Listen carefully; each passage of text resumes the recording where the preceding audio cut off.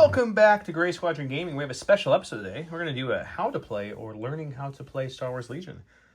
And in this scenario, you just bought your fancy starter. Oh, it's an awesome starter. Insert your preferred faction here, but this is just the Rebel one I'm holding because I'm going to run the Rebel one. And we're going to start this off with a little kind of explanation. We're going to go through all the rules as we go and explain how everything works. What list are we using? Well, I'm glad you asked, guys.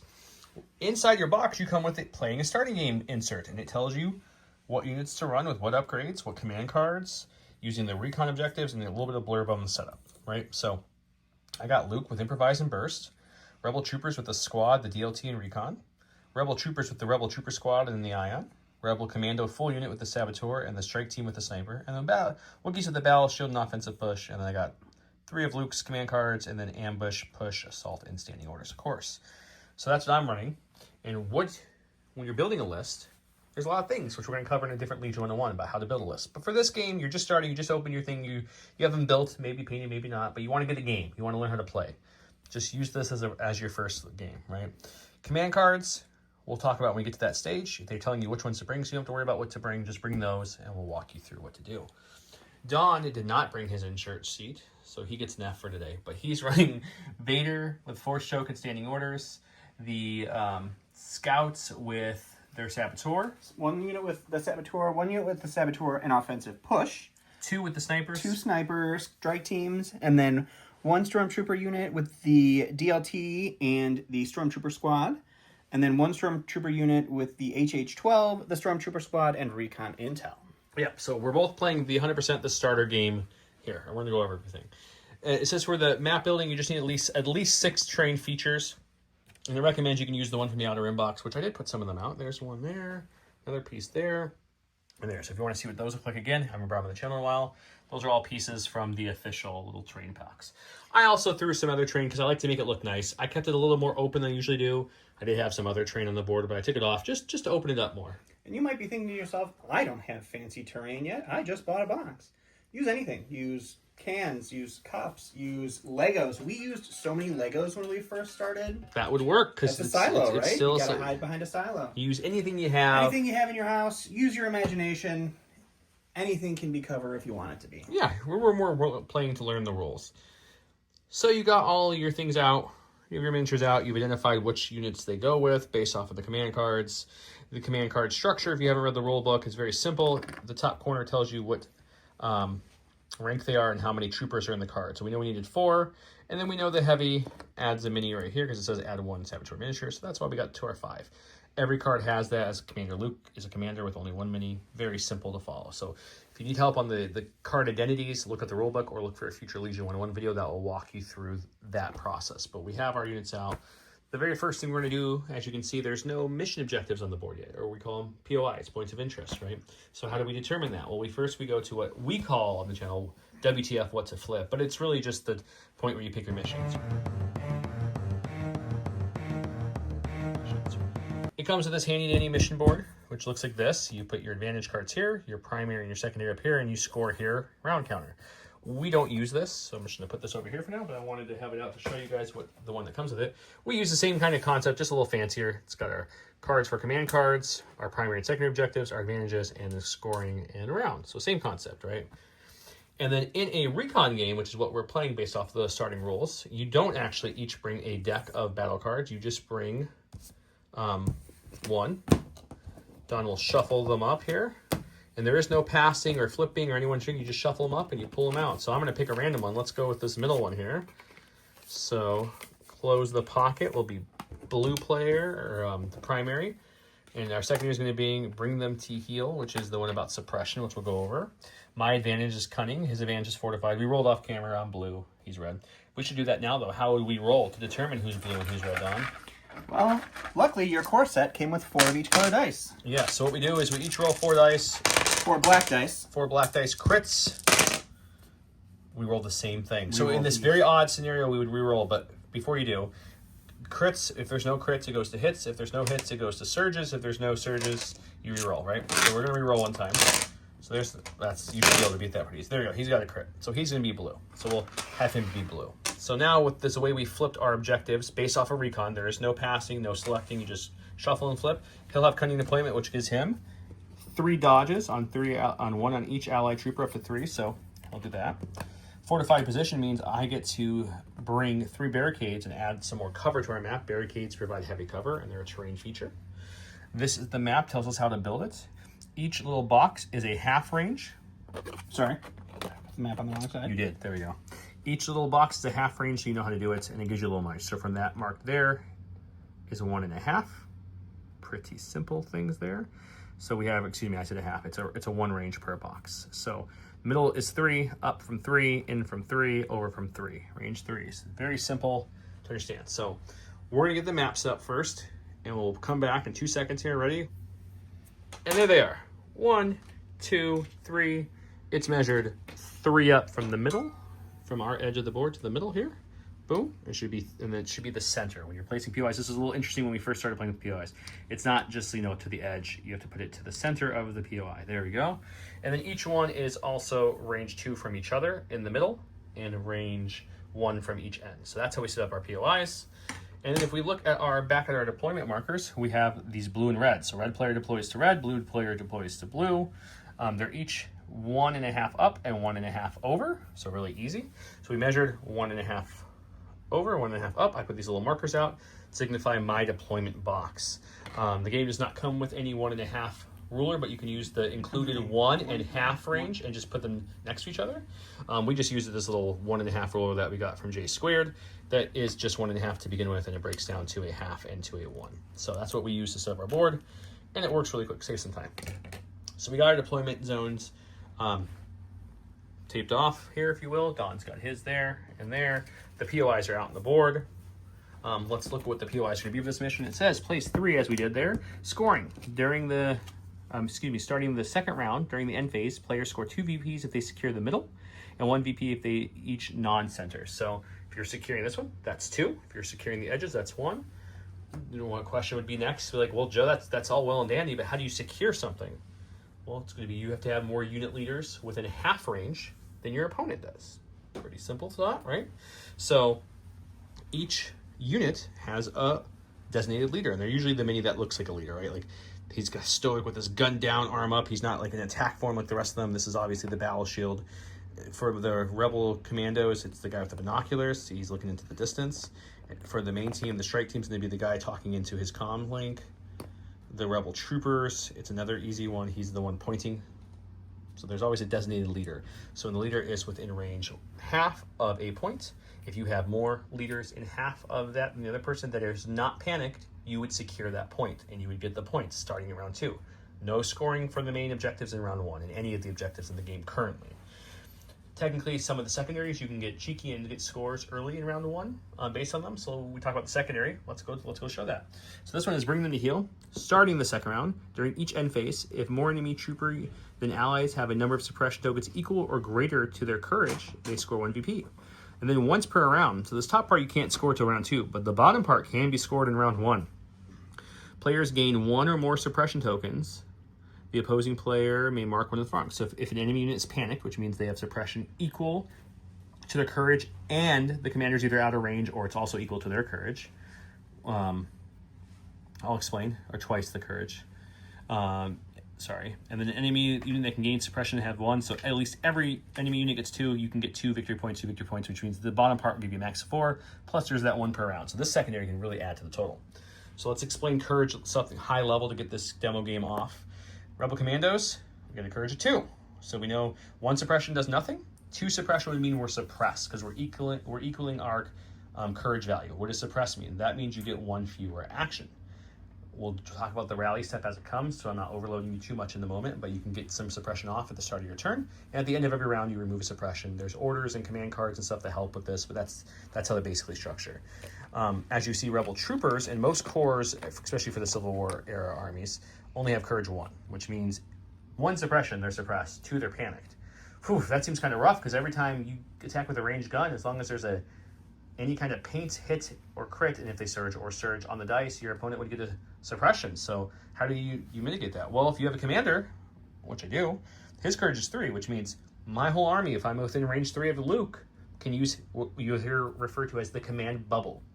What that means is that they'll still be suppressed at 2, or at 1, so they'll lose actions there. But their panic level now is going to be twice the commander. So instead of needing 4 to panic the commandos or just 2 to panic the rebel troopers, they each all need 6 now because Luke's courage and his awesomeness, his stoicness, will help them stay in the fight longer. And that's why Commander Vader is an interesting unit, because he's one of extremely few units in the game. I think it's just Vader and the Delta Force, or Delta Squad, have unlimited courage. So Donald Hamia's Carl, I'll show you what I'm talking about, is that their courage on these guys actually don't have anything there on Commander Vader. It's just a dash, which means it's infinite, which means he can never lose an action to being suppressed.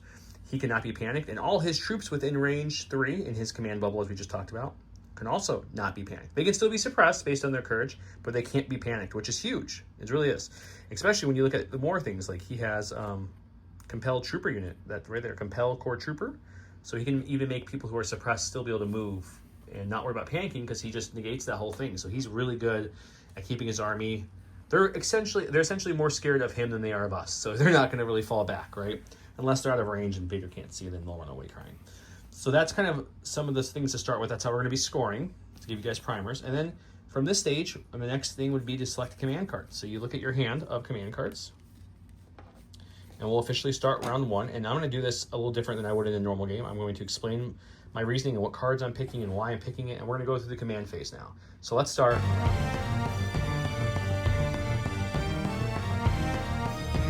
Okay, so before we explain why we chose them, Don chose Assault, it's a 3-pip.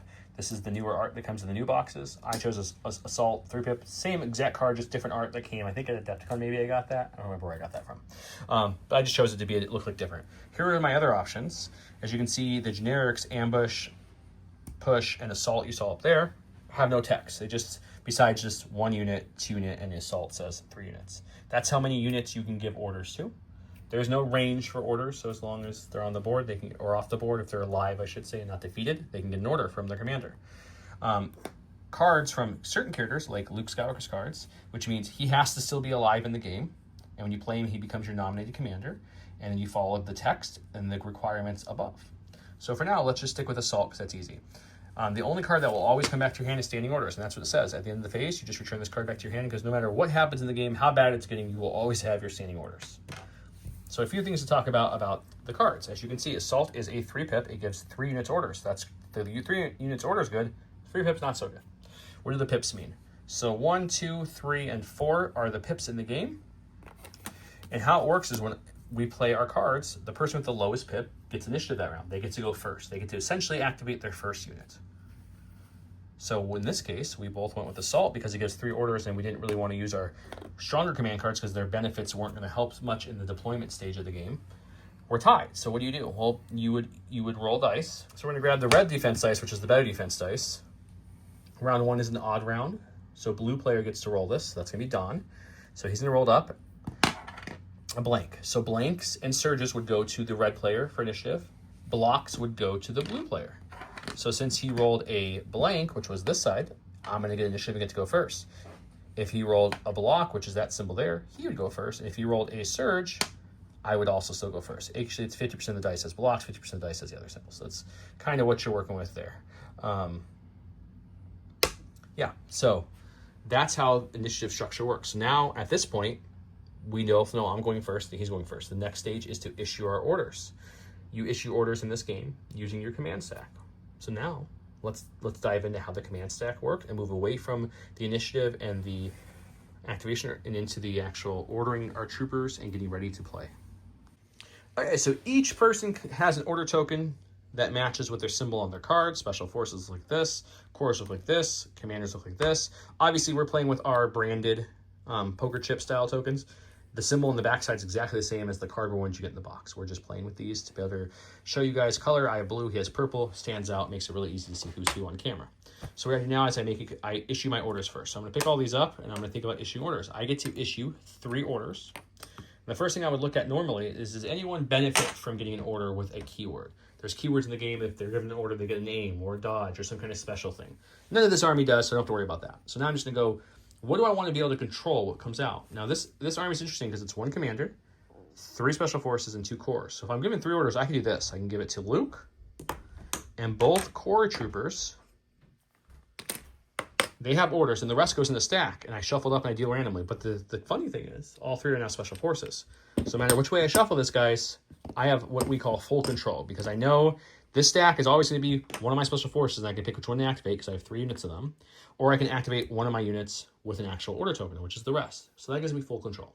Let's go see how Don did his side. As you can see, Don's army is starting with 3 dodges. Why is that? That was the advantage card that he played, the cunning deployment, which gives 3 dodges. So he chose to give 1 to Vader, 1 to his full scout, and another 1 to his other full scout there. His orders, thinking something similar, he gave it to a commander and both cores. But unlike me, he has 1, 2, 3, 4 special forces. So he's a stack of 4, but once again, he knows all 4 special forces. If you didn't know, what would you do when it goes to your turn? You would take a risk pulling this and not knowing if it's going to be what you want it to be. But for this case, we know what it is. It makes it easy. So that's kind of the thought process when you're doing that. Obviously, there's text abilities of cards that really will play into like what card you want to play when. They all do different things, especially your named ones. Part of the cost you're paying, besides the hero's awesome abilities and such, is their deck of command cards. Usually have 3. There's some exceptions, like Luke and Vader have more options than 3 because of their operative form. They can use their command card, but we'll worry about that once you guys have the basics of the game down. Okay, so now that we have our command orders all out, my command orders are all out, we're ready to play. And as the blue player, or excuse me, as the player with advantage, which is going to be me as the red player because we rolled off and I got the roll, I'm going to start. Whether I want to or not, I am starting this round. I'm going to start us off. Of course, I didn't show you guys, so I'm going to show you real quick. My advantage was fortified position, so I get to put 3 barricades. 1, 2, 3, within range 2 of a deployment zone. There's my deployment zone there, well within range 2. This one's pretty much in my deployment zone, so we're all good there. My advantage is now played. Most advantages in this game are used up very quickly. There's a couple like Shaping Fire and Ordnance, you can pick when to proc them, but most of them are one-time things, and then they're done. So both our advantages have been played. Mine will last the whole game in essence because it's heavy cover. His won't. If you guys want to learn all about training cover, go check out our Legion 101 video about training cover. I'll do a very simple high-level thing.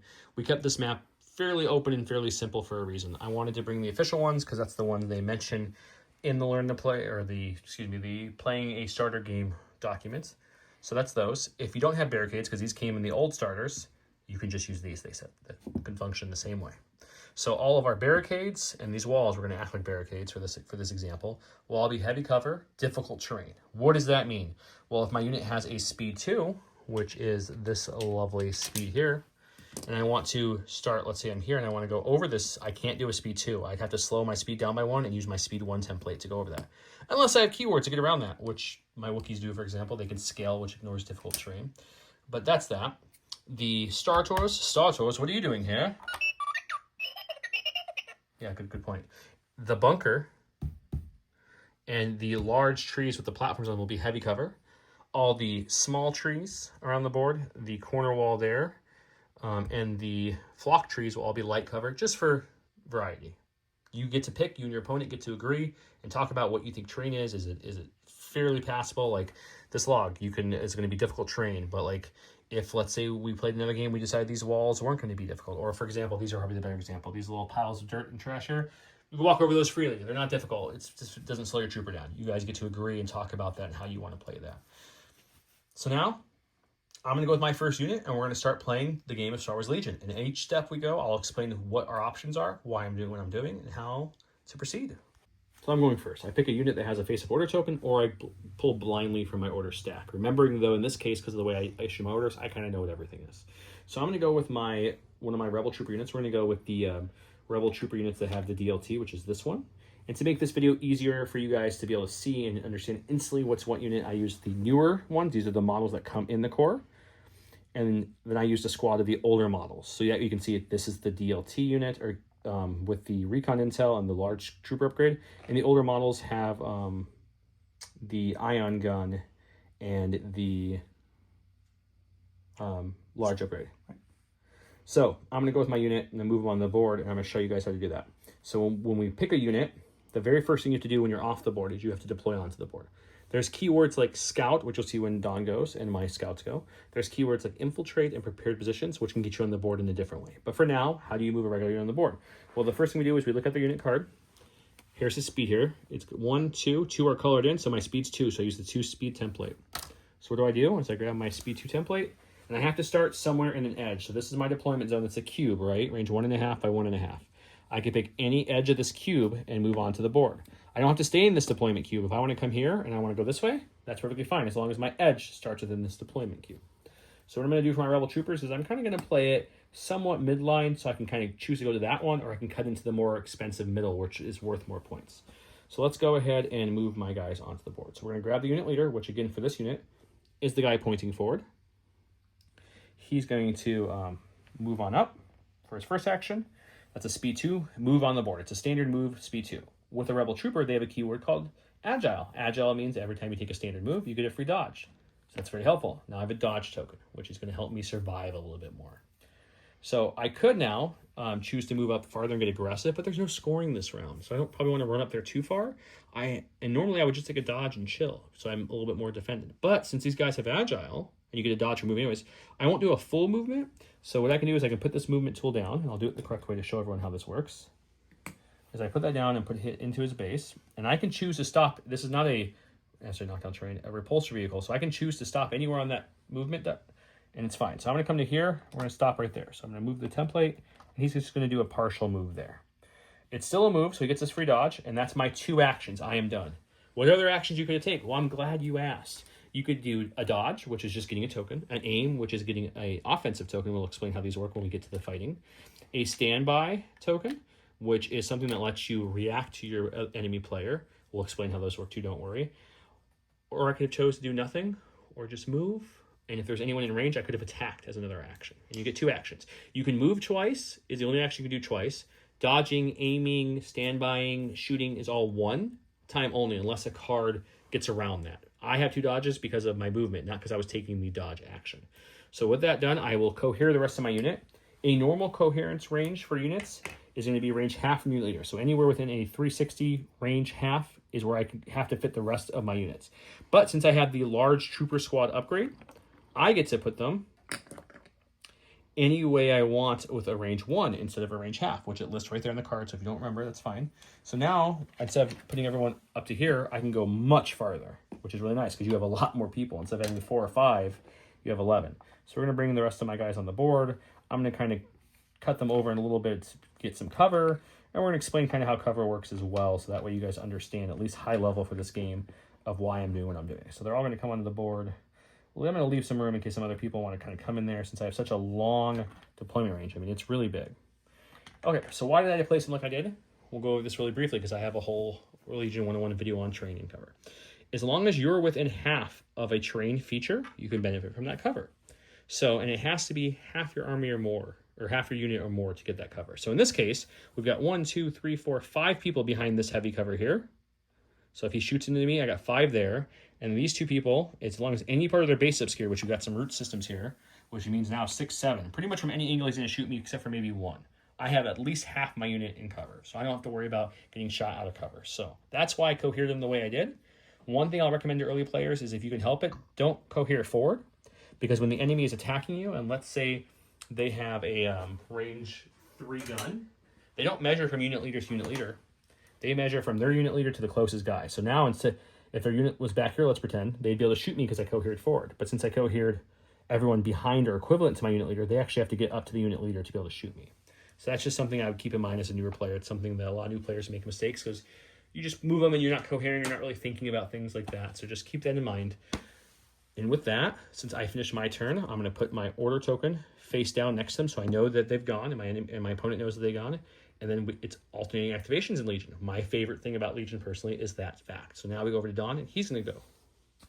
Okay, so now we're at Don and he's going to make a decision. Does he want to go with one of his Vader or either Stormtrooper who has an order token or go to the stack, which would normally risk it, but in this case, like you mentioned, it's just all 4 of his special forces, so good order control. So he gets to pick what he wants to go with. Picking is always great. One thing a lot of times for your initial activations, especially when there's nothing on the board, is to put the things that you value least on the board first, because they're the things that are going to get shot first. Joe probably values those guys a little bit less than most of his other units, so he put them out to get shot, and I'm gonna oblige him.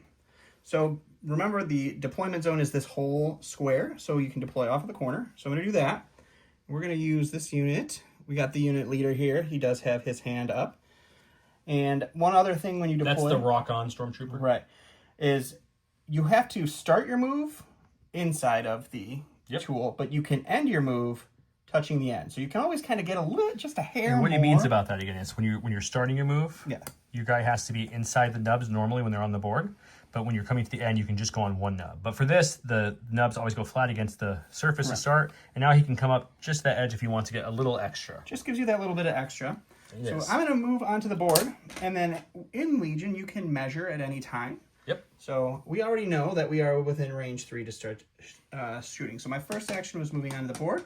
I'm going to recohere all my guys like Joe did. So And it's the same thing. He has the unit upgraded. Earlier I said 11, it's 10 minis. But Correct. Since he has the unit upgrade, he can go all the way up to range 1 to Cohere instead of that half range. And so what I'm doing is I'm trying to cohere behind this a little bit, but each of my minis also has to make sure that I have line of sight on my target. So if this guy is back here and he can't see anybody, he doesn't get to contribute his attack dice to our attack pool. So I kind of form a little Congo line, getting this piece of cover behind them, because you only need a tiny piece of their base to be covered to gain from cover. Obviously, if you watch the cover video, you will learn that. If it helps you visualize it, they do have silhouettes. We have 3D printed ones. It's the same exact size, though, so it doesn't matter. You envision that these are behind there. So your trooper's like eyesight, if you will, is that corner and that corner and that corner and that corner. So he can see from this corner clearly into any of my troopers there. And to contribute your gun, like Don was saying, you just need to be able to see one mini in the opposing army with that one unit. Obviously, for killing things, he wants to see multiple units because let's say he could only see my rebel leader and no one else, and he rolled 8 hits and I roll 8 blanks, he would still only be able to sign one hit because he could see one. In this case, obviously, he could see much more than one. He can see the vast majority of them, if not all of them. He might not be able to see 1 or 2 behind that tree, but most of that 10-man unit he can see, so he doesn't have to worry about that. And he's positioned them in a way that every single one can add dice. So first thing he does is checks unit leader, and he looks at our list, and he draws line of sight to each one, and we go, yes. As we explain, which I'll come over here to show you, from his unit leader, base to base touching, we've got for sure 5 of my 10, which is half of my unit, behind this heavy cover. It's because their bases are behind there and he has to draw the line. And they're within half range of this cover, which is important. But also, there's 2 more guys back here, which I don't even think he can see these 2. But even if he could, they're behind cover too. So that's going to be 7 of the 10. That's for sure behind heavy cover. And you can probably argue these because of the roots. But either way, I have more than half my unit. So I'm going to benefit from heavy cover. And we'll talk about it in the dice box. So now that we've checked 2 things. 1, can he see my unit? Yes, he can. Can he have each of his minis see at least one of my minis to add a dice? Yes, he can. Check, check. We checked cover. Yep, I have heavy cover because we determined that this and this provides heavy cover, not light. So that's going to help me in the dice box. The next thing we do is we go to the dice box and we form our attack dice pool, and we go from there. Okay, so we're at the dice box to film this for you. I have 2 dodges. Here's our Stormtrooper card. You need your heavy card too so we can explain it better. Oh, yes. But as you can see, he has this symbol right here is melee. It's 1 white. He's not melee. He's at range. And then his normal gun is range 1 to 3. That's what that is right there. And it's 1 white dice per mini. So 9 of his 10 troopers are going to use this weapon, the E11 blaster. They're going to add a white each. But he has a heavy trooper he added, which is also range 1 to 3, and it gives you 4 white. So he gets 4 whites per that only 1 mini. And it also gives him critical 2, which means when he rolls a surges, instead of the normal, which on his card, let's see if he surges, he does, see right here, he surges to hit on offense, and he doesn't surge to anything on defense. So normally, every surge he rolled, he'd convert to a hit. But since he has critical 2, 2 of those surges get to be bumped up to a crit. And we'll explain why crits are better in a second. But so he's got his dice pool now made. I've got my tokens ready. First thing he's going to do is he's going to roll his attack dice. So we're going to see how that proceeds. So I have a giant pool of white dice. I have 13 white attack dice here. Which are the worst attack dice, but that's a good rollout. So like we explained, let's take the blanks out to make this easy. Or at least we'll push them all to one side. So you're expecting a lot of whites to blank because there's only 1 hit, 1 crit, and 1 surge on the dice on the D8, and the rest are all blanks. So here's his rollout right here. Here's his paint. We just talked about how he surges to hit, but he has that critical 2 keyword. So the first 2 surges get to be bumped up to a crit, which does help him a lot, actually, a ton. And this third one, since he does surge to hit normally, he gets to still get a hit. So it means he's going to end up with a total of 2 hits, 3 crits on me. Next thing we do is we go to the apply, cover, and dodge step. So first of all, I can only cover check for 2. Crits ignore covers. That's one of the benefits to crits, is they completely ignore cover. How do we check cover? We roll white dice. So let's remove the white offense dice that blanked so we can see this better. I have white dice. These are D6s essentially. There's 1 block and 1 surge on these. If it's heavy cover, any paint, so a block or a surge would take away that. So if I rolled let's say I rolled this roll, for example, both those hits would disappear before I roll my actual armor save. So if it was light cover, only blocks count. The surges do not anymore, which means it's even harder to roll that. So now I'm going to roll my cover check against just these two, because again, crits ignore cover. And I'm going to get 1 because I'm in heavy cover. So we're going to remove this dice, and that's it. The cover stage is done now, but we're still in the dodge stage. So I have 2 dodges. Now, dodges can only cancel hits. They can't cancel crits unless you have a certain keyword called outmaneuver.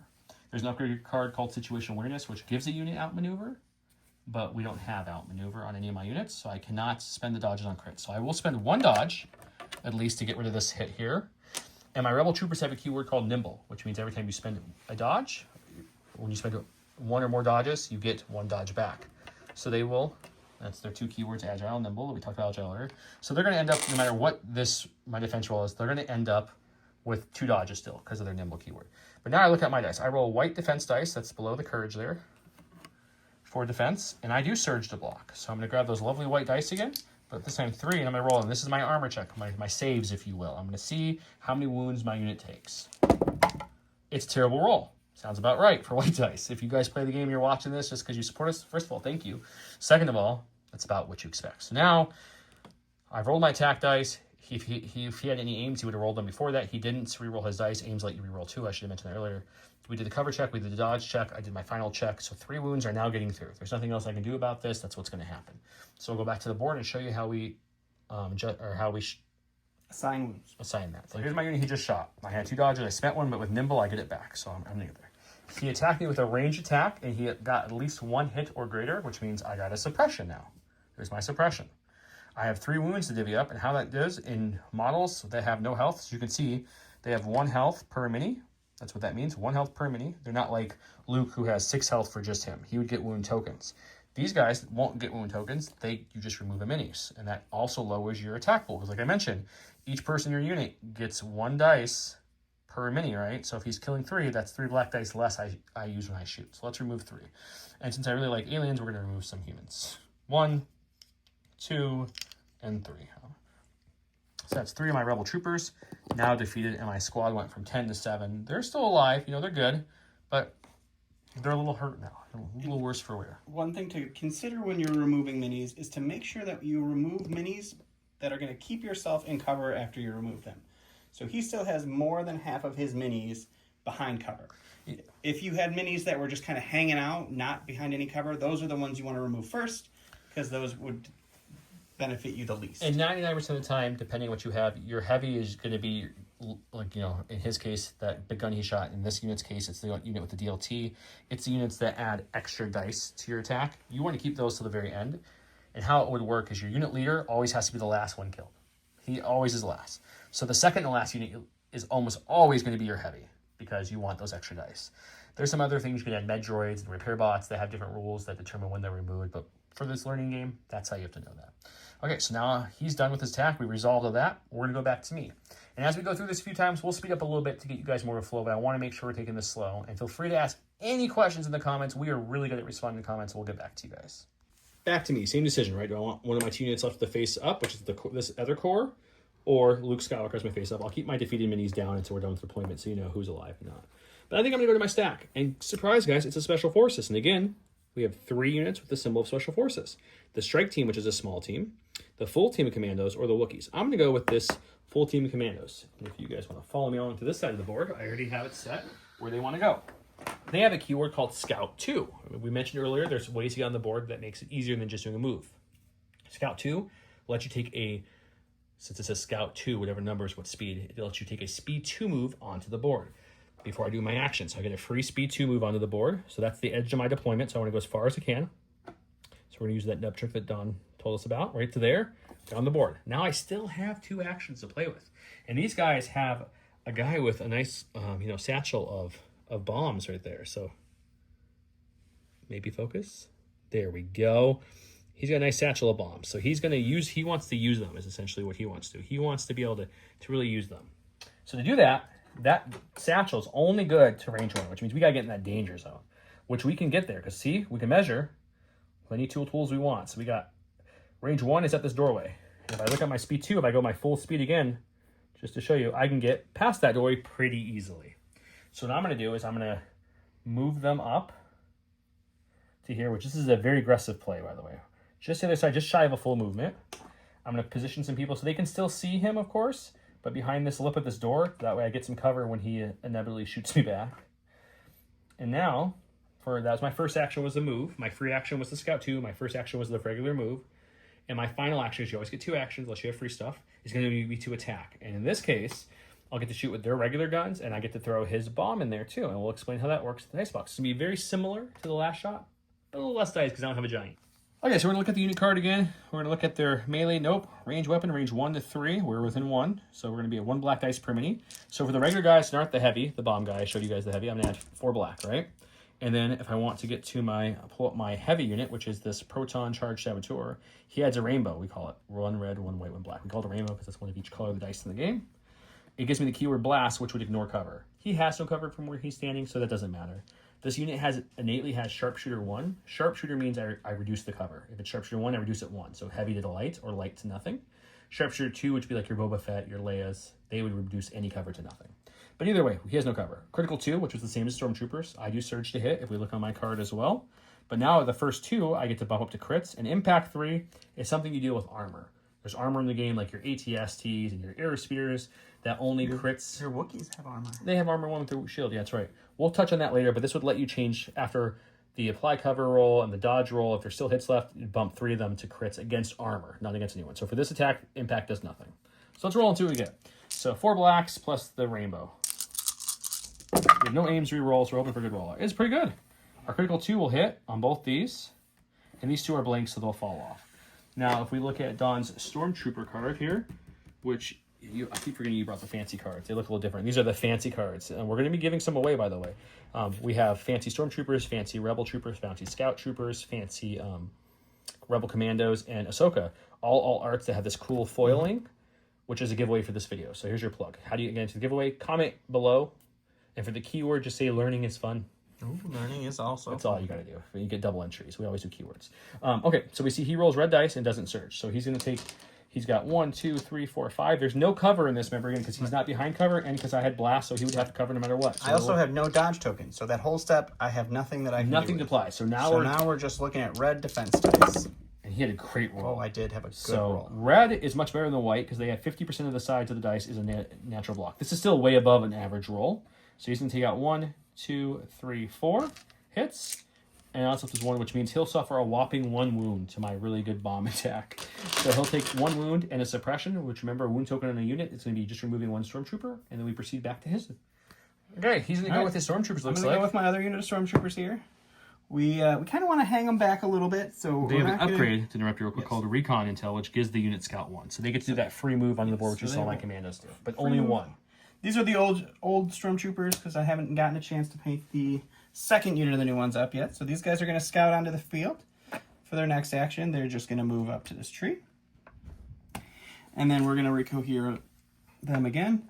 And then for their last action, I'm going to go ahead and take a standby. So yeah, so in this game, instead of sitting here deploying everybody on that corner and just hammering each other, he's playing what we call ABS, which is always be scoring. So he's getting his unit in position to start scoring next turn at the main POI token right there. What's a standby do? So for a regular unit that has no extra keywords that play standby, is when a unit within range 2 does an action, ends a movement, does aim, does an attack, does a dodge, anything like that, they get to proc. After that action is done, they get to proc the standby, which means they then get to either A, shoot that unit who just procced it, or get to do a move. They get to pick. Now, some things to consider.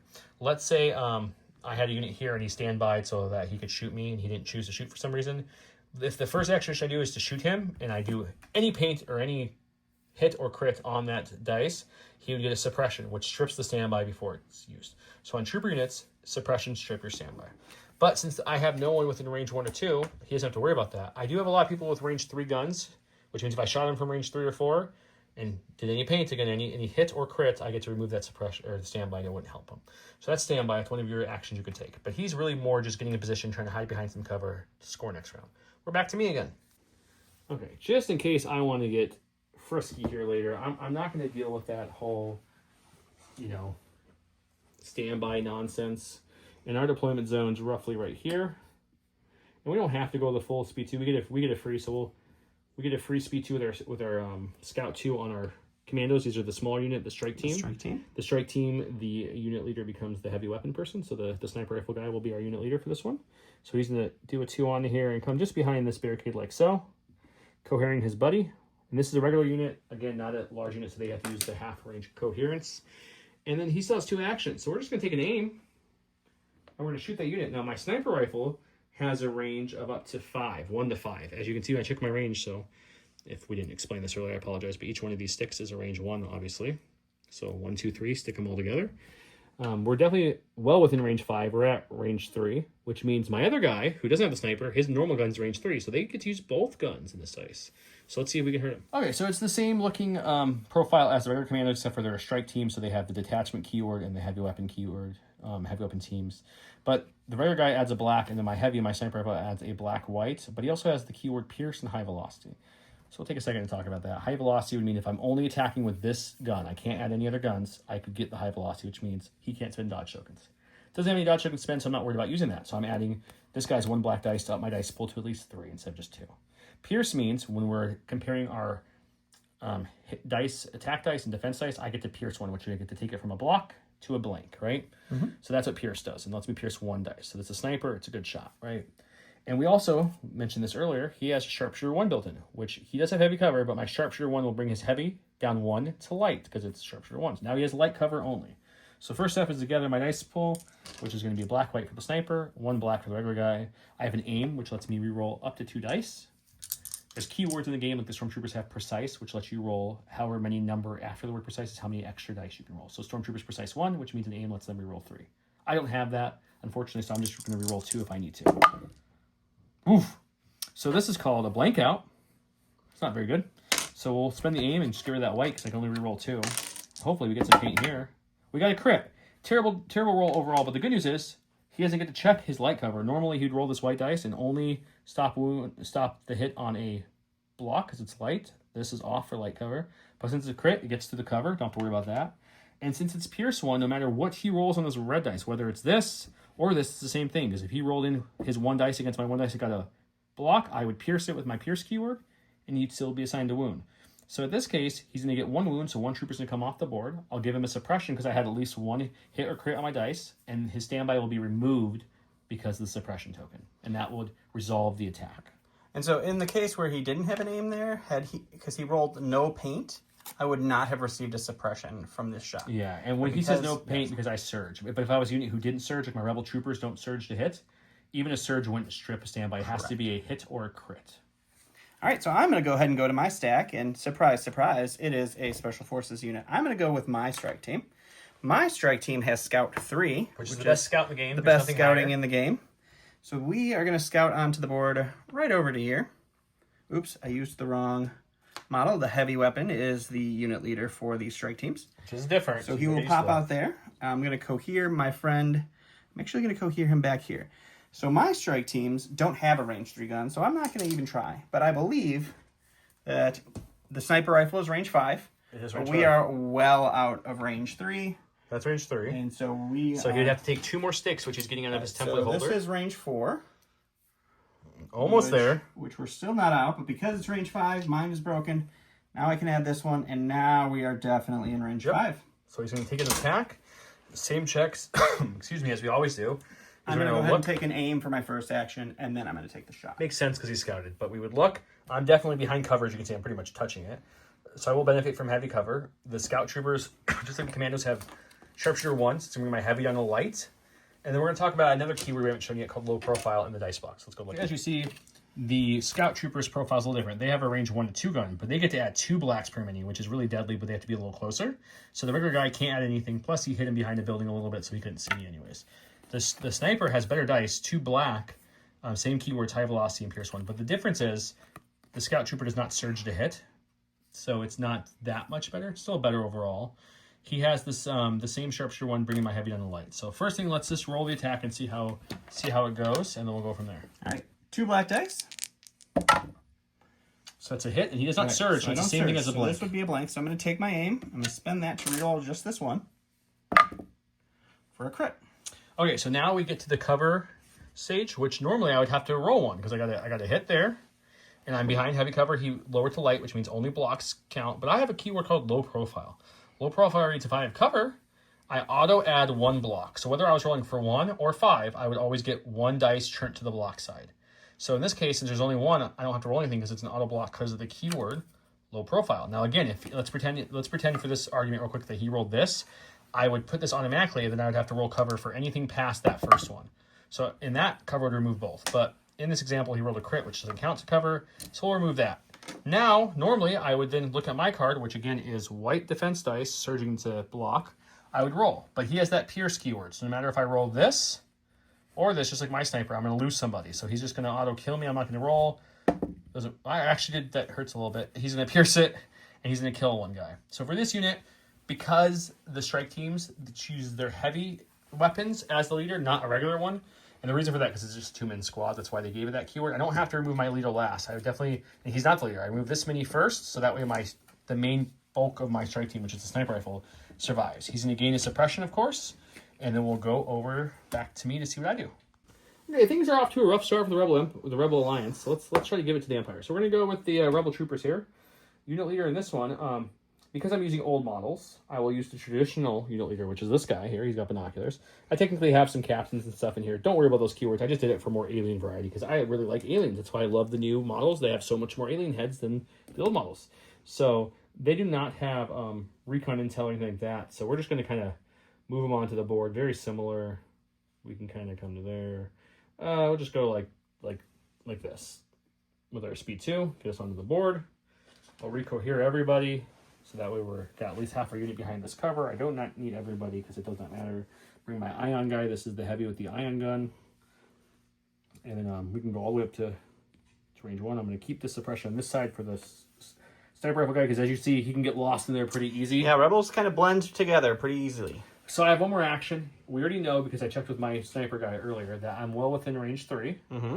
And all of my weapon profiles go up to range 3. My regular guys all have 1 black per range 3, and then the Ion is also a range 3 gun. So let's go to the dice box and see another attack. Okay, so as a reminder, Rebel Troopers, again, range 1 to 3. They get 1 black dice, and they don't surge to hit, right?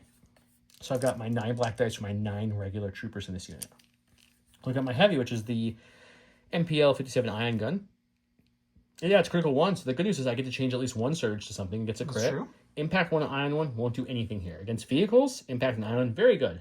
Against droids, Ion also very good. But in this case, these 2 keywords do nothing because they're just troopers, but I do get my critical and I get to add my 3 dice up to that range 3. So we're going to do that. So we got 9 black there, 2 black and no white here. We have no way to reroll this because we have no aims or anything, so let's do it. It's not great. We got some hits at least, but it's not bad. I don't know if I'd call that good. 7 blank blacks don't feel great. And I had critical. I didn't get to use my critical. Oh, yeah. So now he'll check cover for 4, because again, crits go through cover. So he's got 4 for heavy cover here. So he's going to roll 4 white dice. So cover for any paints. Cover always white dice. He'll get 2. Alrighty. Don really wants to destroy me in the how to play game. The Stormtroopers have that red defense dice. They do not surge defensively. And yep. And that's a good block for the Stormtroopers. So no wounds get assigned at this point. They get a suppression. They do get 1 suppression because the dice had a hit or a crit on them. All right, I'm going to go back to my stack again. We're going to get another Special Forces. We're going to go ahead and use our other strike team here. So they're going to scout 3 onto the board. We are going to cohere within our half range here. And with the strike teams, it's always good to try to hide that second guy so you get your cover and you can't be easily one-shot killed. That's going to be just their scout. Their first action is going to be another aim. And then we're going to take a shot into our Rebel Trooper friends here. Remember, we do have a range 5 gun, so it is all the way there without a problem. Don was kind enough to give me these dodges, but he's got that high velocity just as a keyword. proof of the high velocity keyword. So no matter how many dodges Joe has here, he cannot spend. So I'm just going to put them away because I can't spend them because of the high velocity keyword. All right, it is 2 black again. And we're just going to go ahead and leave that. You have heavy cover down to light, so you will get 1 roll for your cover. Again, I have the heavy cover because of his sharpshooter 1. It reduces it by 1, so heavy to light. So now I'm rolling white defense dice, which again I found at the bottom of this card. Surging to block, as you can see down in this corner. So I'm going to roll my 2 white dice. He has Peirce, so I have to get at least 2 blocks here for him to save anything. I get nothing. For cover, yeah, sorry, cover first. So don't remove the cover. Got ahead of myself. And then now, since I didn't remove the cover, there's 2 attack dice. I'm going to roll 2 defense dice. Okay, so even though I did an accidental roll earlier, I still got nothing but blanks. Yes. So I will lose 2 more Rebel Troopers and take another suppression. Okay, I have Commander Luke with a face up or my face down, which is going to be another Special Forces. We're going to use that as the Wookiees. The Wookiees have a card, which I will grab and show you real quick so we can talk through this, which you get to pick when you're deploying them what side you want it on. There is the offensive side, I call it, which is going to be just 2 red dice, no other abilities. But the other side, because it says here you get to flip at the start of your activation, is 2 black dice for the melee, a little weaker, but they get armor 1, but their speed gets a little slower because they're kind of hunkering behind that shield. But I'm going to come out with the armor side, so that way, the way these dice are going in this game, we're going to see if I can survive at least a little bit here to maybe do something impressive or not impressive to you guys. So I'm going to come out here onto the, as far as I can, about there. Speed 1, because I'm going to that armor shield, so my Wookiees are going to move out like so. And I'm going to check to see, are we within that sweet range 2? And we are, so we're good. Not by a lot. It is nice and close. That was half my consideration with this attack was, can I get into a shot if I slow myself down? So I'm going to Cohere back, because range for your weapon is only measured from the leader. So even though these guys now are back behind range 2, they're still within range 2 for the attack because of the unit leader. So we kind of want to put him back so that way they're kind of behind this little root. So if he shoots me, I'll have some cover there. And this guy doesn't really matter because we can't probably get him covered. So we'll still put him back, though. So we got them all cohered. So their first action was a move onto the board. Their second action is going to be just to shoot their pistols and hope maybe we'll kill something today. All right. So Wookiees have a much different kind of profile than the other guys. They have 3 health per mini, 2 courage. They have 3 minis, plus their heavy brings 4 minis. So they're rocking 12 health. But they roll white defense that doesn't surge, so they only have 1 side to block when they're defending. Attack-wise, as you can see, their melee is 2 black per mini, but their offense is a white-black. So they're much better in melee. Not to mention they have Keywordtic Charge, which is after a move you can do a melee attack if you're in melee. So that's really nice. Duelist is when you re-roll dice in melee with an aim, you also gain Peirce 1. So you really want these guys in melee, but there was no way to get them in melee, so I wanted to be able to shoot at least this time. So I'm throwing 4 black, 4 white into the Stormtroopers there, and we'll see what we can do with this. We do surge to hit. I just wanted to show you guys how Rebels die in this game, apparently. So it's just going to be just 2. All right, so I do have light cover because of my... When you are suppressed, you gain light cover. So remember, suppression is suppression tokens equal to your courage value. So he has suppression 1 on Stormtroopers, and he has 1 suppression token, which would give him light cover. All right, so we'll try this for cover here. Nothing gets taken away from the cover. We have our red Stormtrooper defense dice that do not surge. And we're going to block 1 and take 1 for the Stormtrooper. Back to Don. All right, we're going to go back to our stack. We're going to get one of our units of full Scout Troopers here. We're going to go with the older style unit. They are going to Scout 3 right up to here. I wanted to Scout 3 all the way up, but when you place your minis, because I can't fit a mini here between these 2 bases, I can't Scout up. And because you have to have the edge of the tool on the edge of the board, I can't do something like this to try to get him into that corner. He could reduce his scout, his speed to like 1 or 2 and go with that bend, but then again, he would be stopping like here or here. He wouldn't be able to go as far. It wouldn't really gain me as much, and I'm trying to get closer to the POI as well here. So we are going to Scout right up to here, or we're going to move for our first action up to there, and then they are going to go ahead and shoot into the troops in front of us, and we'll go to the dice box for that. So as you can see, they throw 2 black dice right here at range 2 per mini. So he's got 4 regular guys, so it's going to be 8 black dice there. But then he's in range 1, and his bomb's a little better than my bomb, I think. It gets 2 black, 1 white, 1 red, so 1 dice better. And it has the blast and the impact too as well. It loses the critical, but he doesn't care as much. Blast removing your cover is going to be pretty big on a unit that has low profile. Yeah, so this is probably going to, it's very possible it wipes the whole commando unit. So we have 8 black dice for the regular unit. We have 2 blacks, 1 white, 1 red. I grabbed the wrong dice. For our Sonic Charge Saboteur. He doesn't surge, which didn't hurt him that much. Didn't hurt him. So two surges end up being a blank.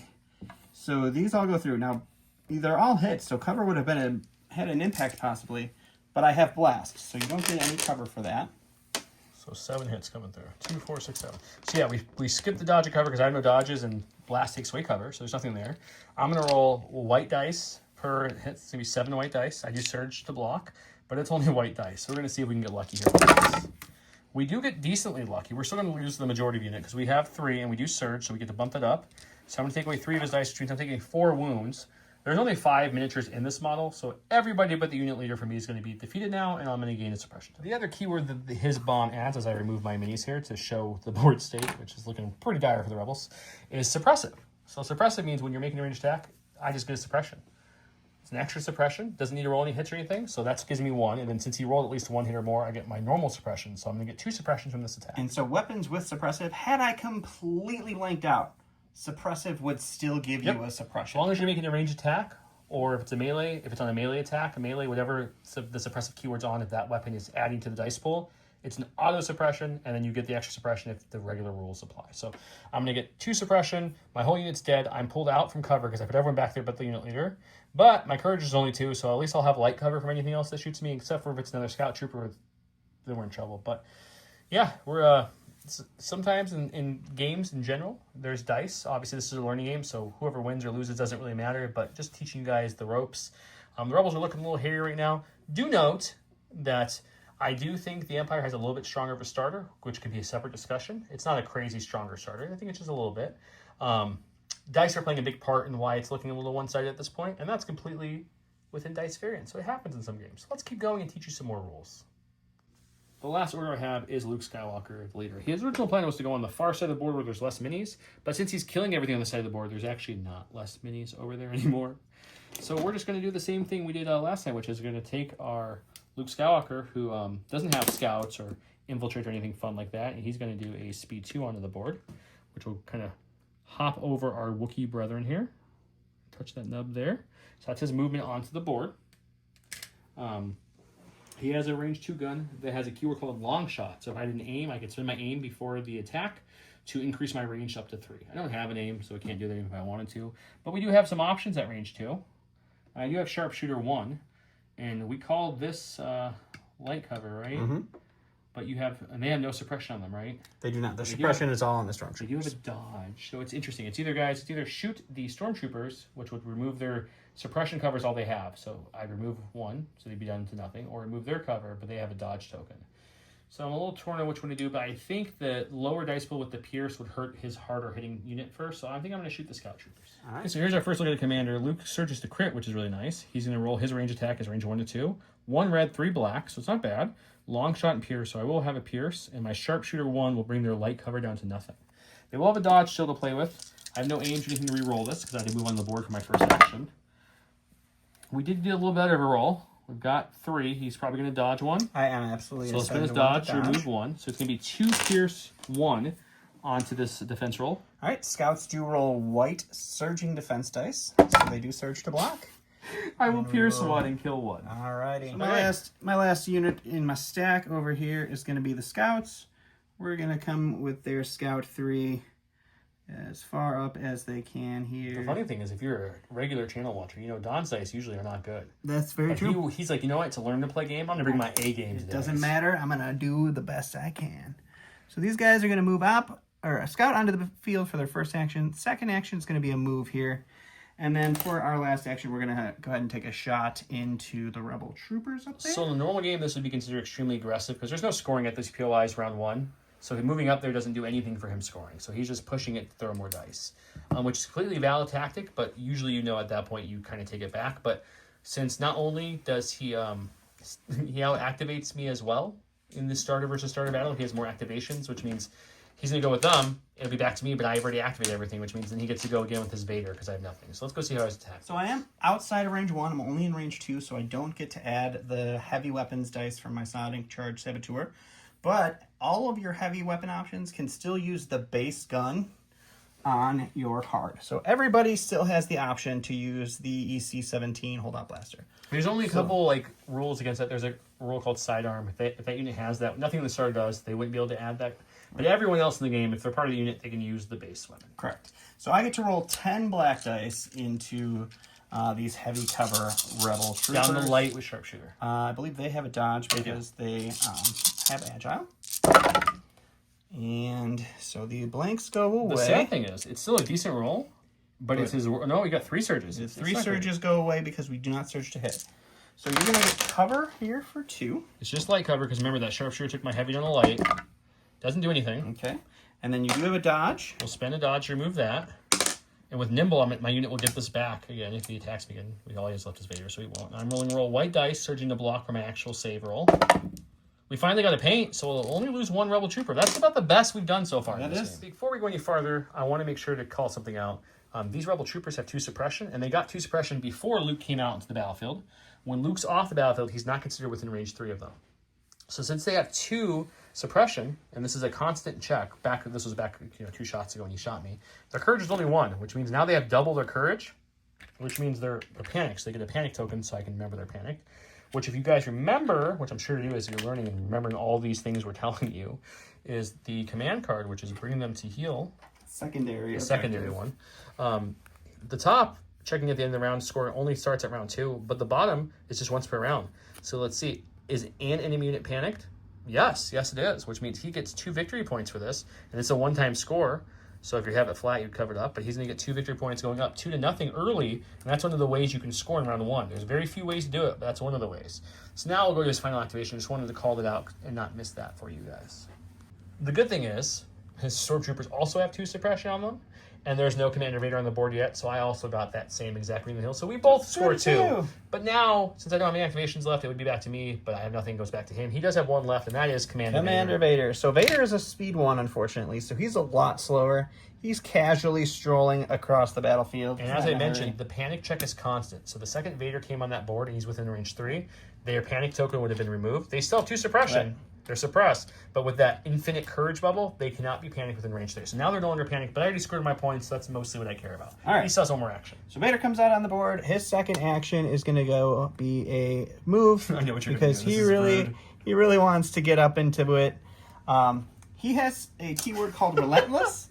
And with Relentless, after a move, you don't need to do it. Just force choke. I know I'm not. I'm just saying. He has a keyword that's Relentless. If I had a ranged weapon, Vader does not have any ranged weapons whatsoever. Commander Vader doesn't. So he does not have a ranged weapon. Just melee. Only has melee. But they give you this lovely force upgrade. This means exhaust, so it's a free action. They have to tap, so the card be tapped. And it says choose a non-commander operative unit within 1. He's a non-commander or operative. He's a special forces within range 1. Yep, definitely within range 1. Sure. You get to just suffer a wound. And the fact that he's the only leader is he gets lifted off the board and he's dead. So that he just killed an activation from me. So Vader come out, even though he's slow, he still was able to do that. Granted, these are both aggressive plays on both sides of the board. And as Don mentioned, if he had a ranged attack, like let's say you gave him Saber Throw. Saber Throw lets you throw half of your melee dice, it's a force upgrade, kind of like this one is, into range 2. So he'd be able to throw 3 red. If he had Saber Throw, after a move, Relentless is like the better form of charge. You can do melee or range after a move. But he didn't, and he didn't need to. He had Force Choke. All is well. So I tapped Force Choke. You tap a card by putting it sideways next to your card. Vader also has a keyword, Master of the Force 1. That means he can bring back 1 Force upgrade at the end of his activation. So at the end of Vader's activation, he will ready Force Choke, so it's available for the next time that I go to use it. Luke, Commander Luke, is still new to the Force. He doesn't have that Master yet, so the Council did not grant him the rank of Master. He was very upset about it. Okay, so this is the end of the round. We're into the cleanup phase, but I always on the channel I go over it. There's no scoring in the middle. POIs and most secondaries don't start scoring to round 2. But because we had bring them to heal, which I'll go back over here, and the bottom part can be scored, we each scored our 2 victory points, so it's going to be 2-2, moving into round number 2. And then what we'll do at this point is we're going to take off all of our order tokens and take them to the side. Any green tokens get removed unless you have a keyword that keeps them. And each unit loses 1 suppression unless they have a keyword that plays with that. So all my units that have a suppression will lose it. And since I'm losing a suppression here, and Commander Luke was on the board, so either way this would have fell off. So all the suppression comes off there. We're going to reset everything, and we're going to pick a new command card now. So we go back to that command card phase, and we pick a command card, and we go to play round number 2.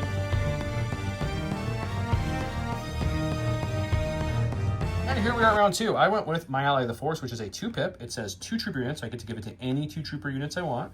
The only requirement is to be trooper, which everyone in these scenarios are troopers. There's no vehicles, for example.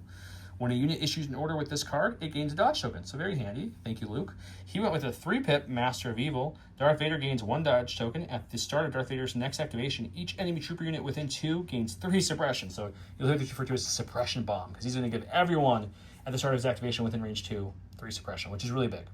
But since a 2-pip beats a 3-pip, I will get to go first. And now that I know that, this is when we get to order our tokens. So I'm going to look at my tokens I have left and go, definitely want to give Luke one because I want to keep him alive. So I'm going to give him an order token and he gets a dodge. That's very handy. And then I'm going to, these Wookiees are close to some action too. So we're going to give these Wookiees an order token, which also gives them a dodge because, again, that's what Luke's command card does. And then I get to go first, and I'm going to think about what I want to activate. But now my order stack is 2 cores and a special forces. It would be 2 and 2, but he completely killed the unit, so they're dead and their tokens removed. And now I will shuffle these up.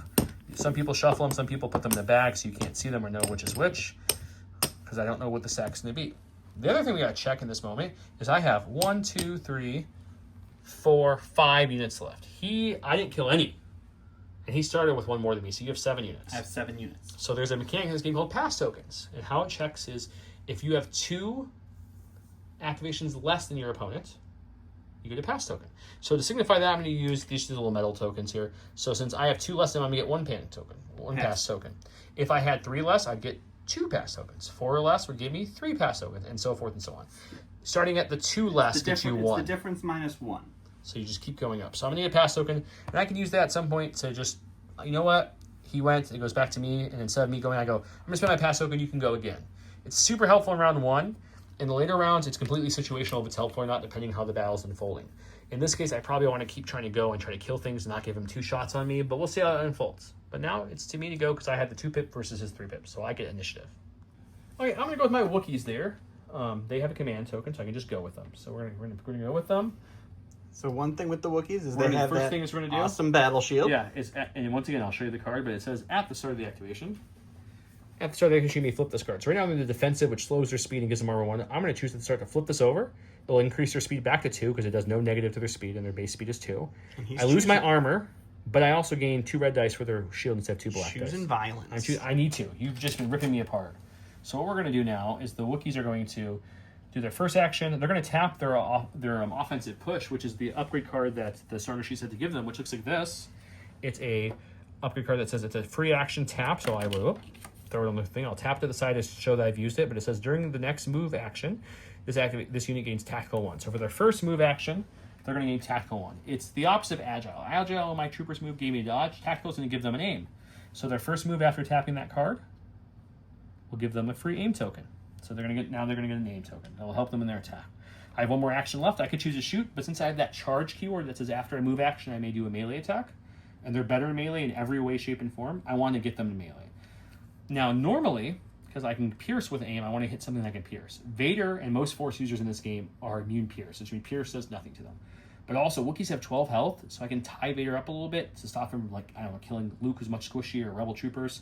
So I think with that in mind, I'm going to move to this side of Vader here, touching him there. And the reason I'm doing that is because it keeps the Wookiees within scoring. Because remember, now we're at the point we got to worry about scoring on these POIs. Range half from a unit leader gets you contention to try to secure it. Whoever has the most unit leaders at the end of the round will secure that point. So I'm going to at least get him there to participate in the scoring. Now, since my first unit touched him, how this would work is I have taken the rest of my unit, and each member, if I'm possible, has to get engaged by touching him, wherever there's a room to touch. So that's how that would look. If it was a bigger unit, and let's say I was touching these 4, he would then move the rest touching me. But since it's just Vader, he has no one to respond back to get into melee. So I'm going to go now, that's Luke's token. I'm going to go now with my Wookiees, and we're going to swing away at Vader and see what happens. So I showed you the Wookiee card earlier. It's going to be 2 black dice in melee, which is the melee symbol again right there. Black each, so it's going to be 6 for my 3 regular, 2, 4, 6. And I showed you the battle shield gives me 2 red in the offensive side. So that's our dice pool. We do have an aim. We also have a keyword called Duelist, which we're not going to see really used because I'm hitting Vader, but normally what this means is when I spend an aim to reroll, I just gain Peirce 1. It's super nice, you don't have to spend anything extra, you just get it. So I'm still going to technically get my Peirce 1, but Vader is immune Peirce, so it won't do anything. It's true. So let's roll our dice, see what we get. We do Surge to hit too. Much better rollout than we've been getting so far. That's really solid. So at this point, there's no reason not to spend my aim. I have 1, so we'll spend it. So in any other unit, it would gain Peirce 1 and hurt them more, which I do Surge to hit. So it's the full 8-pack, Full boat there. I'm going to dodge 1 with Vader's dodge. So bring him down to 7. There's no cover check because in melee, there's never cover. We're in a scrum. We're fighting. There's not hiding behind cover, blaster bolt firing. So there's no cover. He did the dodge step with his dodge. So he's going to roll 7 red dice, no surging to block. So Vader rolls red. And, ooh. He'll block 3, and he does not surge to block, which means he's taking 4 wounds. So the Wookiee's hitting pretty good. All right, Commander Vader, though, No. he's a chunky boy. He has 8. He has one of the most health in the game. But so let's look at Vader for a second and understand like what just happened. So he does not surge defense or offense, but he rolls red defense dice. Now, if this was a range attack, I want to talk about this for a second. He'd have Deflect. Deflect means in a range attack, this unit gains surge to block. And if I roll at least 1 surge or more, the enemy unit takes a wound. Because you're hitting him right, he's deflecting the blast back with the lightsaber. That only works in range. In melee, it does not exist. Now, if we look at Commander Luke's card, he has a different keyword called block, which is kind of different, but it works. It's more versatile, but also less at the same time. I'll explain what that means. Deflect's always on. If you're getting a range attack, you get the benefit from Deflect always. You don't need to turn it on. Block, you have to spend a dodge to activate it. So if I spend a dodge and remove a dice, now my block's on. Block means I search the defense. The good thing about block, it can't hurt anybody back, but the good thing about block, it works in offense or melee or range. Right. So he can always have that surge to block if he has a dodge. So deflect better in range for sure because he can do a wound back and it's always on. Block's a little more versatile because it works in range or melee. But in this case, he didn't have any of that. So those are 4 blanks, which means he's just canceling 3, which means 4 wounds left on Vader. It's a melee attack, so unless the weapon says suppressive, which mine do not, you don't get any suppression for a melee attack. He just takes his wounds, and since he's a model, we'll put actual wound tokens next to him, not remove anything. All right, I'm going to my stack, and I have the same situation as last time. My stack is 4 Special Forces, so I know what's in it. We're going to go ahead and go with these guys, and Vader's all tied up, so they're going to have to start working on Mr. Skywalker here. So we're going to move up to the POI here, and then we want to just make sure we are in range 1 of Luke, and we are going to take a shot into him. Okay, so 2 things I want to talk about here. He's range 1, so he's going to use his satchel or his bomb, so it's blast, so it won't matter for cover anyways. But if these were fighting normal range, his unit leader's the front one there, and mine's there. My base and his base cross this little bitty corner here, and I'm within half of that, so I would normally get light cover. Now, either way, even if he didn't have the blast, he has sharpshooter one, he would take it away. But just for rules purposes, he would actually have cover from this if he didn't have a way to take it away. So let's go see. I have 1 dodge for defense, which can activate my block, but this is still going to hurt. All right, so we're down to 3 regular scouts, so we get 2 black dice per scout, so that's going to be 6 blacks. Our heavy weapon is still 2 blacks, 1 white, 1 red, with blast removing your cover, suppressive giving you that extra suppression. Impact doesn't matter because you're not armored. It's a good rollout. So we'll remove the blanks. We don't surge, so that goes away as a blank. And you have a total of 5. Again, blast, no cover whatsoever. It's a keyword he has, so there's no cover check. I can spend a dodge, which I will, to bring this down to 4, and also activates my block keyword we just talked about, which now, instead of just rolling red dice with no block, surge to block, I now roll red dice with surge to block. Let's see what we can get. Yep. So it did help. So I will only take 1 wound because I surged up. It's not deflect, so he won't take any wounds back. I will just take the 1 wound, and that's it. So, and of course, 2 suppression because the bomb is suppressive. 1 for the suppressive keyword, 1 for the ranged attack. So 2 suppression, but Luke's got courage 3, so he's fine. Guys, he's fine. Okay. There's my 2 suppression from suppressive. There's my wound token. We're going to go with Luke because he really needs to go. I get to show you the rally step for the first time in the game. This is a very crucial point of the game. There's a lot of suppressive mechanics, rallying, panicking. We kind of talked about these keywords. Well, how do we get suppression off besides removing one at the end of the round? This is how. So at the start of the round, I have start of my activation, I have 2 suppression. I don't have a keyword called Indomidable, which, funny enough, my Wookiees have Indomidable, and every large squad in the game, I'm pretty sure, everyone, right, has the keyword called Indomidable. So first, let me explain how to rally, and I'll explain what's better about Indomitable. So rally is I roll 1 white dice per suppression. In any paint, I remove that many suppressions. So let's see. I got 2. We're going to remove nothing. Continue to remove nothing. Okay. My white dice rolling hot, guys. So I'm keeping both suppression. Good news is I'm courage 3. So I'm currently not suppressed or panicked, so it doesn't have any negative impact on me at the moment. If I was Indomitable, instead of rolling white dice, I would roll red dice, which means instead of having just 2 on a d6 side, I would have what? I think it's 5? Yeah, because it's normally 3, or is it 4? It's 4. It's 4 out of 6. 4 out of 6. So it doubles your chance to get the suppression off. It's a very good keyword. He did not. But anyways, we're back to him. He's going to go for his turn now. He's got 2 actions. We have a couple options here, guys. I have Burst of Speed, which I could tap, and it's a burn card. And I should show you what that looks like.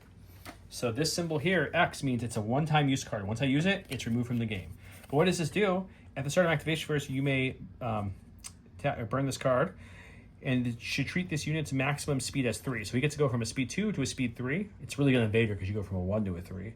And at the end of the round, if you do during the end phase, this unit gains an immobilized token, which means next round, you would reduce your speed by 1. So he'd be going speed 1. So he's running so fast with the force, the next train's a little tired from it, right?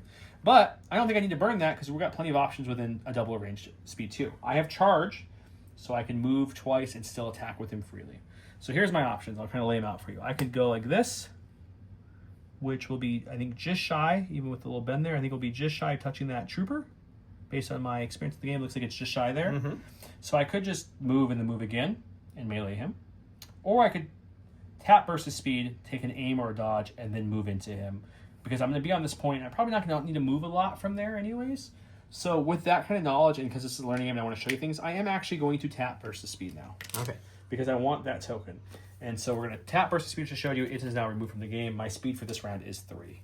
My first action is not going to be an aim, though. It's going to be a dodge, because if I kill these lovely scout troopers, they're stormtroopers who can still shoot me. I don't want Luke to die. And you saw how important block is to have that dodge. So we're going to move now. We're going to take the lovely burst of speed. Dodge first. Second action is going to be a movement with my speed 3 into there. Which now, I get to show you how this works.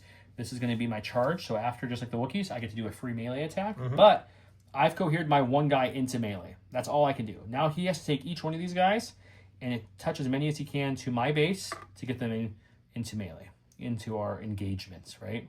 So now they're engaged with me. So now that's what it looks like. And now we go to the dice box and we attack with Luke's lightsaber and see if he can do some damage. Okay, so Luke's lightsaber is right there. It's Anakin's lightsaber, actually. He still has it. Impact 2, Peirce 1. So it's not as strong as some of the other Jedi. Like, most Jedi have Peirce 2. Some have Peirce 1. Very few. It's just only Vader and Anakin have Peirce 3. They're the really big boys. They're the Peirceiest. So I get Peirce 1 at least. Operative Luke, which is a different version of Luke who fits in the operative slot. He's like end of Return of the Jedi Luke. So he gets Peirce 2 and roll 7 black dice. Much stronger. But Commander Luke's still decent. He gets 2 red, 3 black, so 5 dice with the Peirce 1 and Surge to crit. So not a bad dice pull at all. So let's roll that. 3 black, 2 red, Surge to crit, Peirce 1 onto these Scout Troopers. We're going to crit that up. That's pretty solid. 4 Peirce 1 on these Scout Troopers. The Scout Troopers have 4. So unless he only rolls 1 pain, this unit's probably not dead. All right, now you get white defense dice for the Scout Troopers. They do Surge to defense. And we're going to block 2. 1 will get pierced. So just the unit leader is still alive, and he will be hanging out with Luke. So what you're seeing is I'm rolling way below average on my white dice, and Don is rolling way above average on his white dice. But I will kill 3 of the 4, which is good and bad. The good news is, when you're engaged, which we didn't talk about, if you're in melee and you're engaged with another trooper unit, other people can't shoot you because you're engaged. So he can't shoot me, and I can't shoot his scouts either. So it's a good news that the stormtroopers can't just aim and shoot Luke now that he's out in the open. It's bad news because next round I can't just move away from him freely. We'll talk about that next round of how you have to move out of engagement. But so it's good and bad. But let's go. Oh, and the last thing I show you, let's go back to the board to show you Luke's final thing. Luke's done with his activation, but he has a keyword called Inspire, and he has Inspire 2, which says at the end of my activation, I get to remove 2 suppression from units within range 2. With range 2. I can't remove it myself. I can't inspire myself for some weird reason. I don't know why. But it's a Rebel Trooper unit, and I'll show you guys for measurement so you guys get used to seeing how far it is. Range 2, much farther than the Rebel unit needs to be. They have 1 suppression, so we can remove 1 off them, which is really helpful because, again, they only have Courage of 1, so 1 suppression or more, they're losing actions. So now I made it easier for when they get to go, they can hopefully do more actions. And now that finishes Luke's turn, we go back to Don. All right, we're going to go back to our stack. We're going to get our other unit of scouts. And what we're going to do with the scouts is we are going to take our shot first.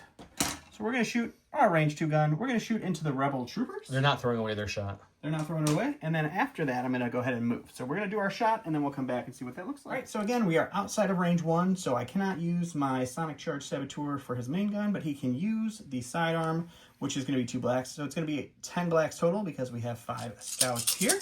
They are shooting into heavy cover, but their Sharpshooter 1 will go down to light. And that was a pretty solid roll. We don't surge, so these are blanks. Really good even with those blanks. 1 blank dice there. We do have 3 for cover. I would have heavy, but since the Sharpshooter brings me down to light. So we're going to check 3 for cover. So that, on heavy cover, would have took 1 out. But since it's light cover, it does absolutely nothing. So now I need to roll a 6-pack of defense dice.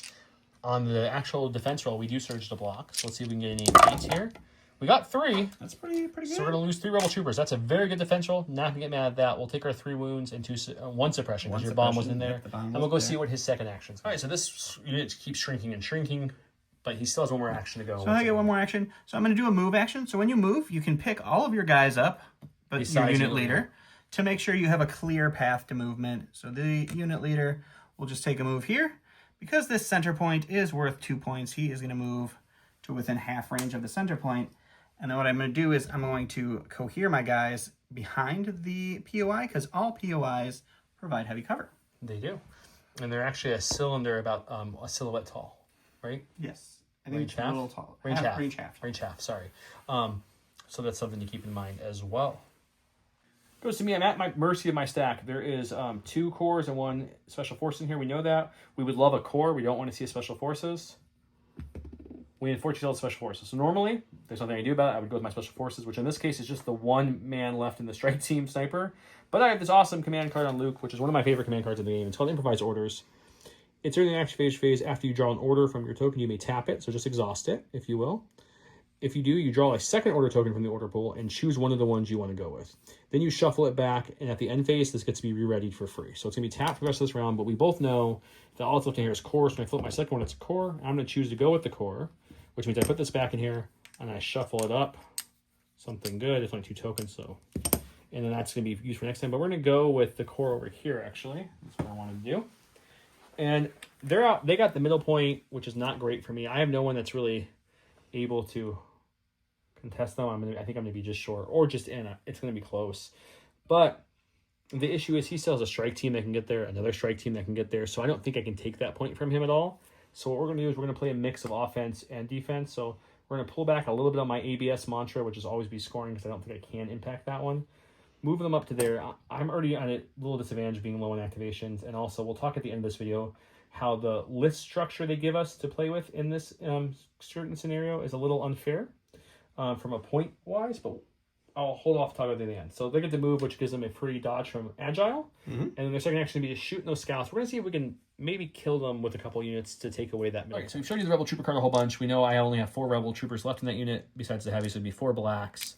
And then I'm going to add this one, which is the first time we're seeing the DLT Trooper shoot. He goes range 1 to 4, but we're well within range 2, 3-ish. We had 1 white, 2 black, critical 1. So I'm going to add his dice pool to the big dice pool. And now this unit, instead of not surging, has at least crit 1. Let's see what we can do. Wow. That's pretty solid. That's a good roll, guys. Holy banger rain. All right. So the scouts have low profile. So they get to start with a block for their cover roll. Yeah, he would normally roll 6, but since he has low profile, one of them is auto block, and he'll roll 5 more. So I roll 5 more after that. So I low profile is my keyword. Jeez. Okay. So we got 1, 2, 3, 4 that we're pulling off with our cover roll. Just so people understand, that's absurd. That's really good. That's a very absurd cover roll. All right, and now our scouts roll white defense dice. We surge defensively, and I have 3 to roll against for that. We are going to block 2, and we are going to lose one of our scouts. All right, so now I'm going to go over here to my stormtroopers. They've got a face-up order token, so I can go with them. They have a HH-12 rocket launcher, which has a keyword called Cumbersome. Cumbersome says that if you performed a move action, you cannot use this weapon. If you shoot, you can then move afterwards without a problem. Yep. So what we're going to do is we're going to take our shot into the Rebel Troopers here. And then we are going to go ahead and move for our second action after that. So we'll go to the deck. You guys, I know it's a learning game. This is only for the learning game purposes. Don's getting nothing to do real with... cocky off camera. It's so funny. He smirked. He got this grin. I wish I could have shown you. I wish I had some cameras recording us as we're playing. He got this grin. He's like, do I go for a 2-for-1 special? I'm just doing it for learning. As he's smirking. But it's a good learning point. So what you can do is there's 2 different weapon profiles here. So the AK, it's not the same weapon. So this weapon, since it's 1 weapon profile, this has to shoot into 1 person. Whether you have 1 or 8 people using that gun, it has to go into 1 target. But since he has 2 weapon profiles, he can choose to split them. He can choose 2 different valid targets. So this is range 2 to 4. This is range 1 to 3. If we look at the board, these guys are within range 3 of this unit and this 1-man sniper, right? So what he's choosing to do, he's going to shoot his 1. Which gun are you shooting into? Shoot the rocket into the sniper. Okay, so the rocket's going to go into the sniper by itself, and then the regular trooper unit's going to shoot into the rebel trooper unit. So on the channel, we jokingly call this a 2-for-1 special if he kills both. Right. Do I think he can kill both? No. Do I think he can kill the sniper? Probably, but we'll see. So first shot he'll do is the sniper, which is going to be the 3 blacks. So it's 3 blacks for the HH-12. Impact 3 won't Impact matter. 3 because I'm not armor's not here. So we do surge offensively, so we do surge here. We got a hit and a crit. I do get cover check for 1, which is an auto block because of low profile, because there's only 1 to roll, and my sniper has that. But unfortunately, I still have to roll for 1, and it's a white dice. So if it's anything but paint, my last guy on that unit is dead. Yes, so he gets, like I thought, the sniper unit at this point would take his final wound and be removed from the battlefield. And then all the commandos that I brought into this match are now removed from the game, and Don hates commandos. Okay. It's true. And so the risk in splitting fire like that is, had I not killed the commando with that dice, I couldn't then decide to put this 8-pack of white dice back into the commando. No, you have to assign your dice pool to a target before you roll it. Yep, you got to declare all your targets. So now he's rolling his white dice into my favorite rebel trooper. 8 standard stormtroopers left besides the heavy. So we get 8 white dice surging to hit on heavy cover rebel troopers there. So we have the same number of hits. So I'm going to roll for heavy cover again, but this is not a commando unit. I do have to roll it. 1 white dice. Oh, it looked like it wasn't. It was a pain. Man, this game's going rude for me. Okay, so no cover help. 2 coming at me. I rolled a white dice surging to defense. Oh, we do get a good. We do surge, so both get removed, and I take no wounds, but I do gain my second suppression, which technically, because there are still a rebel trooper unit with 1 courage only, they get their second, and they are outside of Luke's is range way 3. past range 3 at this point, which means they're going to be panicked for the moment. But when they go, they can rally and try to get that off, and big units are Indomidable, so they have a good chance to shake it off, but not guaranteed by any means. So, and then my second action then with my stormtroopers is always be scoring, so we're going to move up to our POI here. Definitely have our unit within half range. Roll Recohere, and that will be our stormtroopers. I'm in a lot of trouble here, guys. We got to muster this. My stack, no matter what it is, it's going to be this team because it is a core. Because if it was the Special Forces, and this is a good learning thing too. Let's pretend, just for a learning moment, that my stack is this, and I pull this. The only Special Force that I had that didn't activate was that sniper who died. Since I have nothing left in the Special Forces rank that hasn't gone, I can choose 2 things. 1, I can use this as a pass token and go, you know what? Why don't you go again and not go? But since I don't want him just to kill another unit before I go, I'm going to pull again, which would be a core. So then I go with them. They are Indomitable, so we need to get at least 1 of these off to be able to do anything. If we don't get them off, I can show you what Panic does. I will explain what Panic does anyways, but let's see if I hopefully can get 1 of them off. We do get 1 off. Only 1. We were hoping for 2 with Indomitable, but we got 1 off, which means we're not panicked anymore. And now we get 1 action because we're still suppressed because our courage is only 1.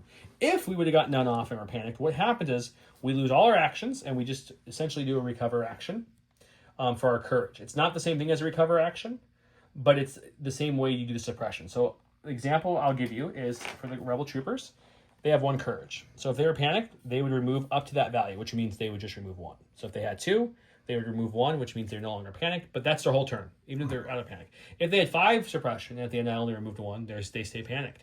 That matters for scoring. You can't contest POIs on the board if you're panicked, okay? But my Indomitable helped a little bit. It helped me not be, Panicked.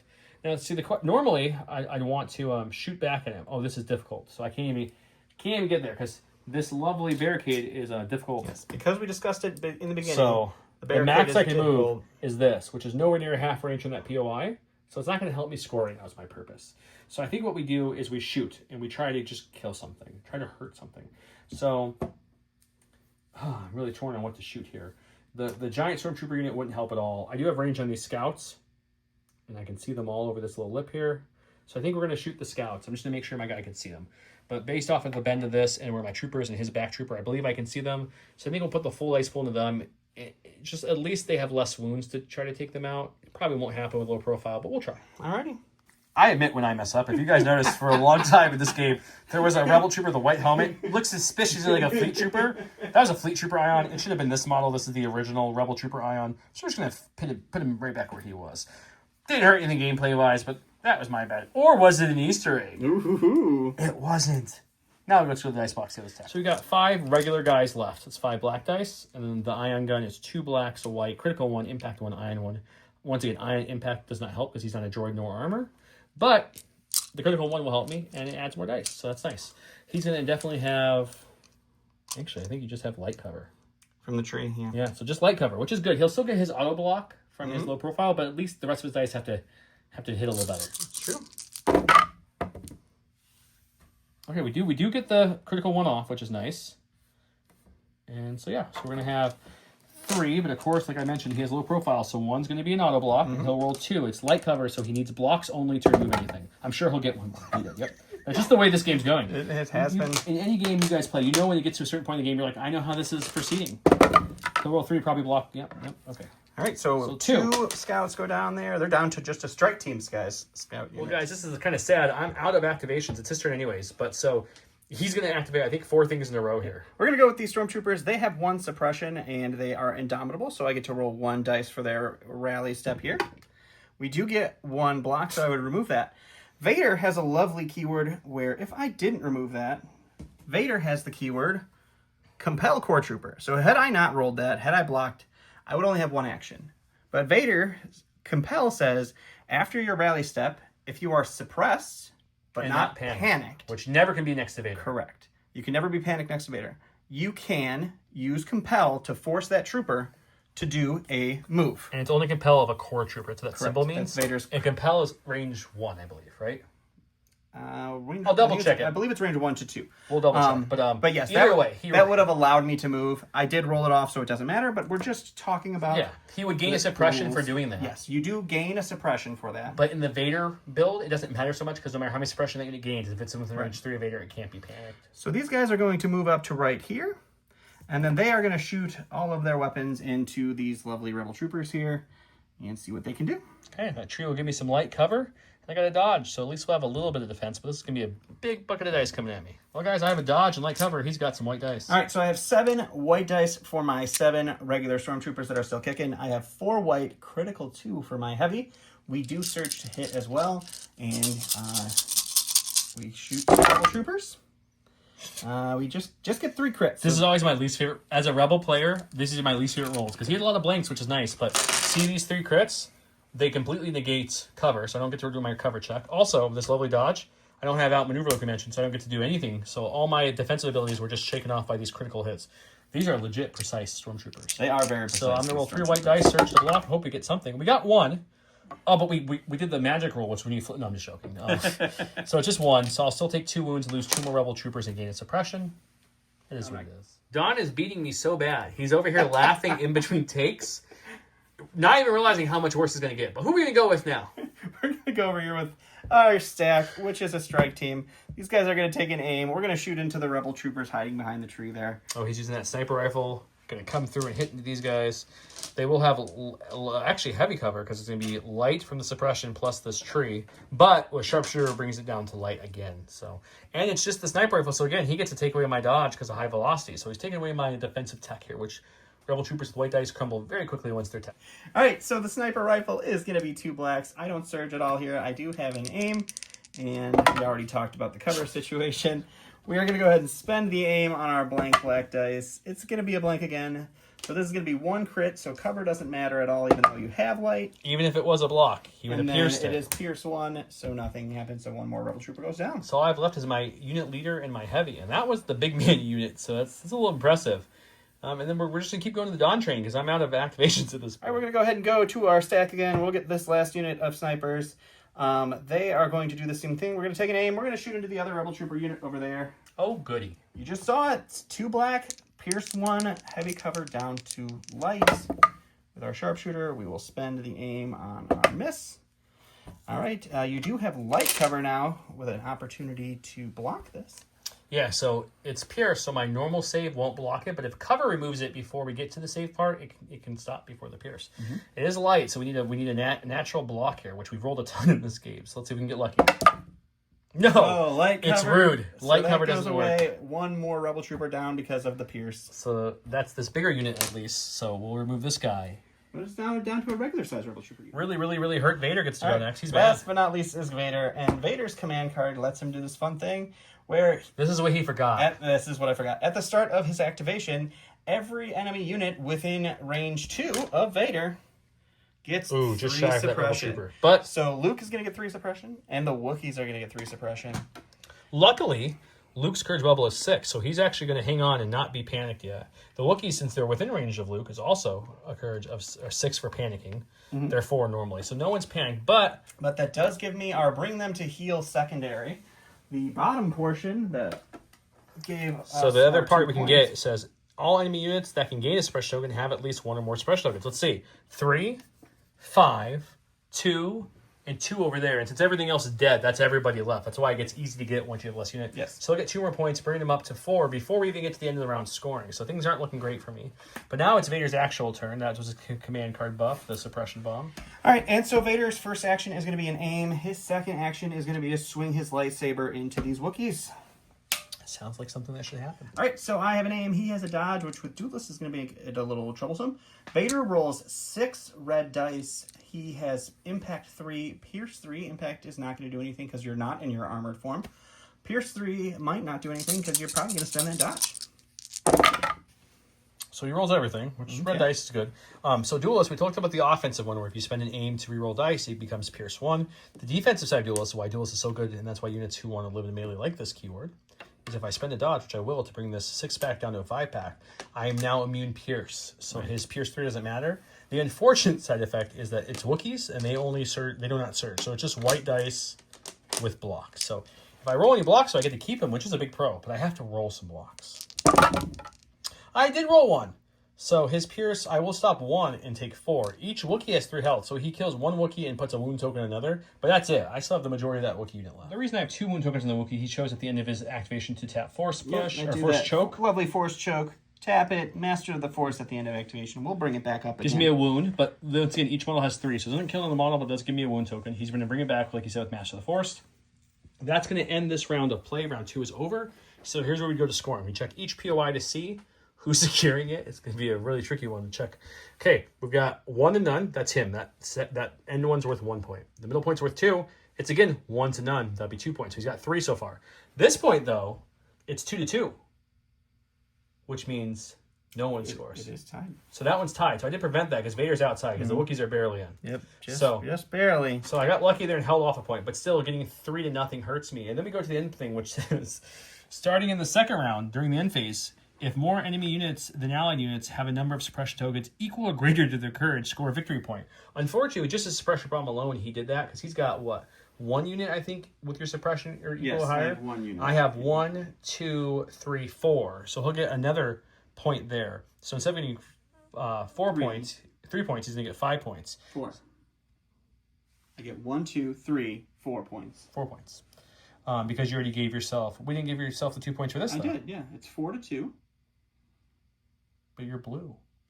Oh, I am blue. I'm sorry. I'm very confused. John's not. That's why. So he should have 4 from getting this bomb part. And now for the end of the round, 1 for the left POI, 2 for the middle POI, and 1 for the suppression bonus. So it's going to be 4 more. Bring them up to 8. I'm going to just sit there at my lovely 2 and wallow. So let's go to round 3 and see if I can do something crazy to come back in this.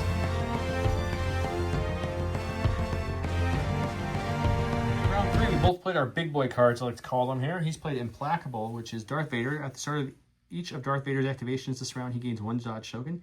At the end of Darth Vader's first activation this round, he may suffer a wound. If he does, he shuffles his order token back into the order pool. Vader's second activation this round, he makes 1 fewer action. So in other words, he gets his full turn 2 actions, and if he takes a wound, he puts the order token back in and shuffles it up, and when he goes again, he just gets 1 action.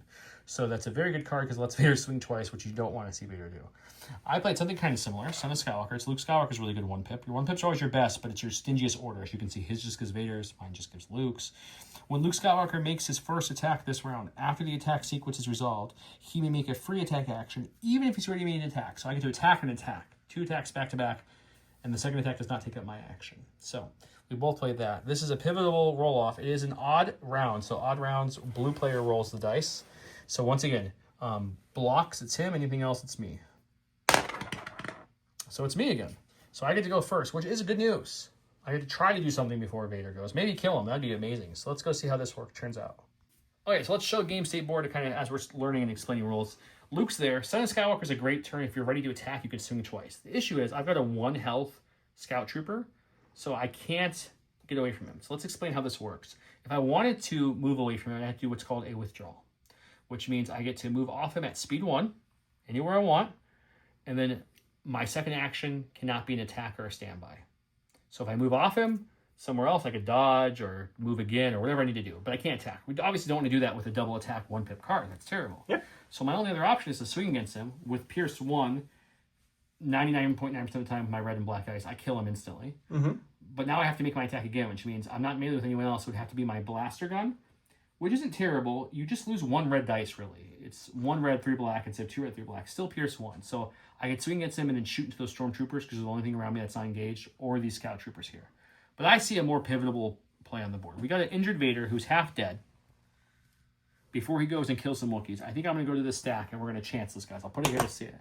Remember, I've improvised orders, so if I don't pull the Special Forces, I get 1 more try. There's 2 cores and Special Force in here, so odds are good if I get to pull 2. 66%. Oof.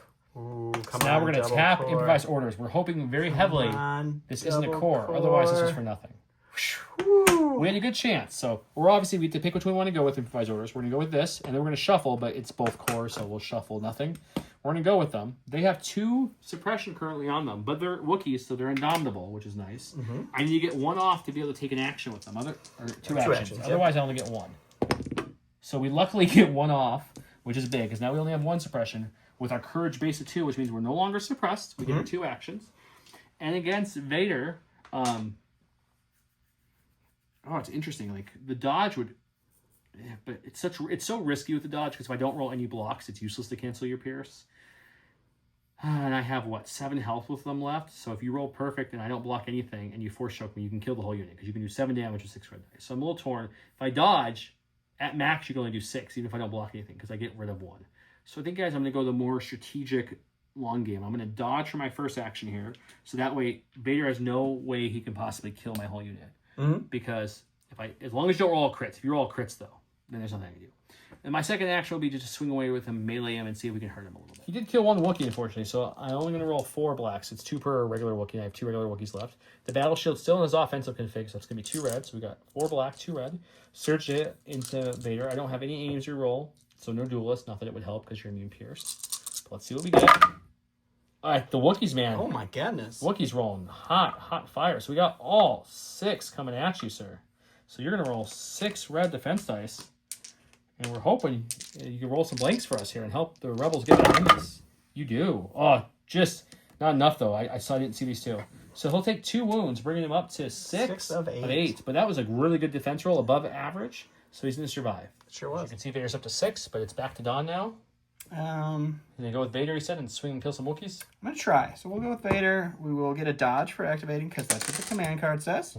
I will go ahead and force choke just to immediately take off a unit. Okay, so he's dead. So that exhausts force choke. And then... he took his 3rd wound, because force choke is an auto wound for a non-operative commander, so he's dead. But I still have 6 health left between those 2. And then we're going to go ahead and we'll take an aim and swing into the 6 red dice, impact 3, Peirce 3. Again, with the dodge, your Duelist ability is probably going to be turning that off. Ooh, we got 3 blanks, because Vader does not surge offensively, so we'll spend the aim on these 2. Oh! Okay. So being touched by an angel here. 3 here. I definitely will dodge 1, because that way you can't even kill another Wookiee. It's down to 2, which also turns off it makes me immune Peirce, so he can't Peirce. If I roll any blocks here, that's even more gravy. I do! Oh my goodness. They do not surge. So I'm only taking 1 wound from Vader, which, guys, that's not heard of. That is extremely rare. And then he has 6 health, so you can choose now if you want to take a wound. I am going to take a wound. So he's going to go up to 7, but his order token goes back in there. Next time he activates, he gets 1 action, which is a big deal, because that means his force choke is back up, so he'll get to do an auto wound again. So he'll probably kill the Wookiees, but the fact that they only took 1 there is crazy. Okay, we're going to go with Luke Skywalker now. He's got 4 suppression still because of all the Vader bombs and attacks he took. Why does he have so many?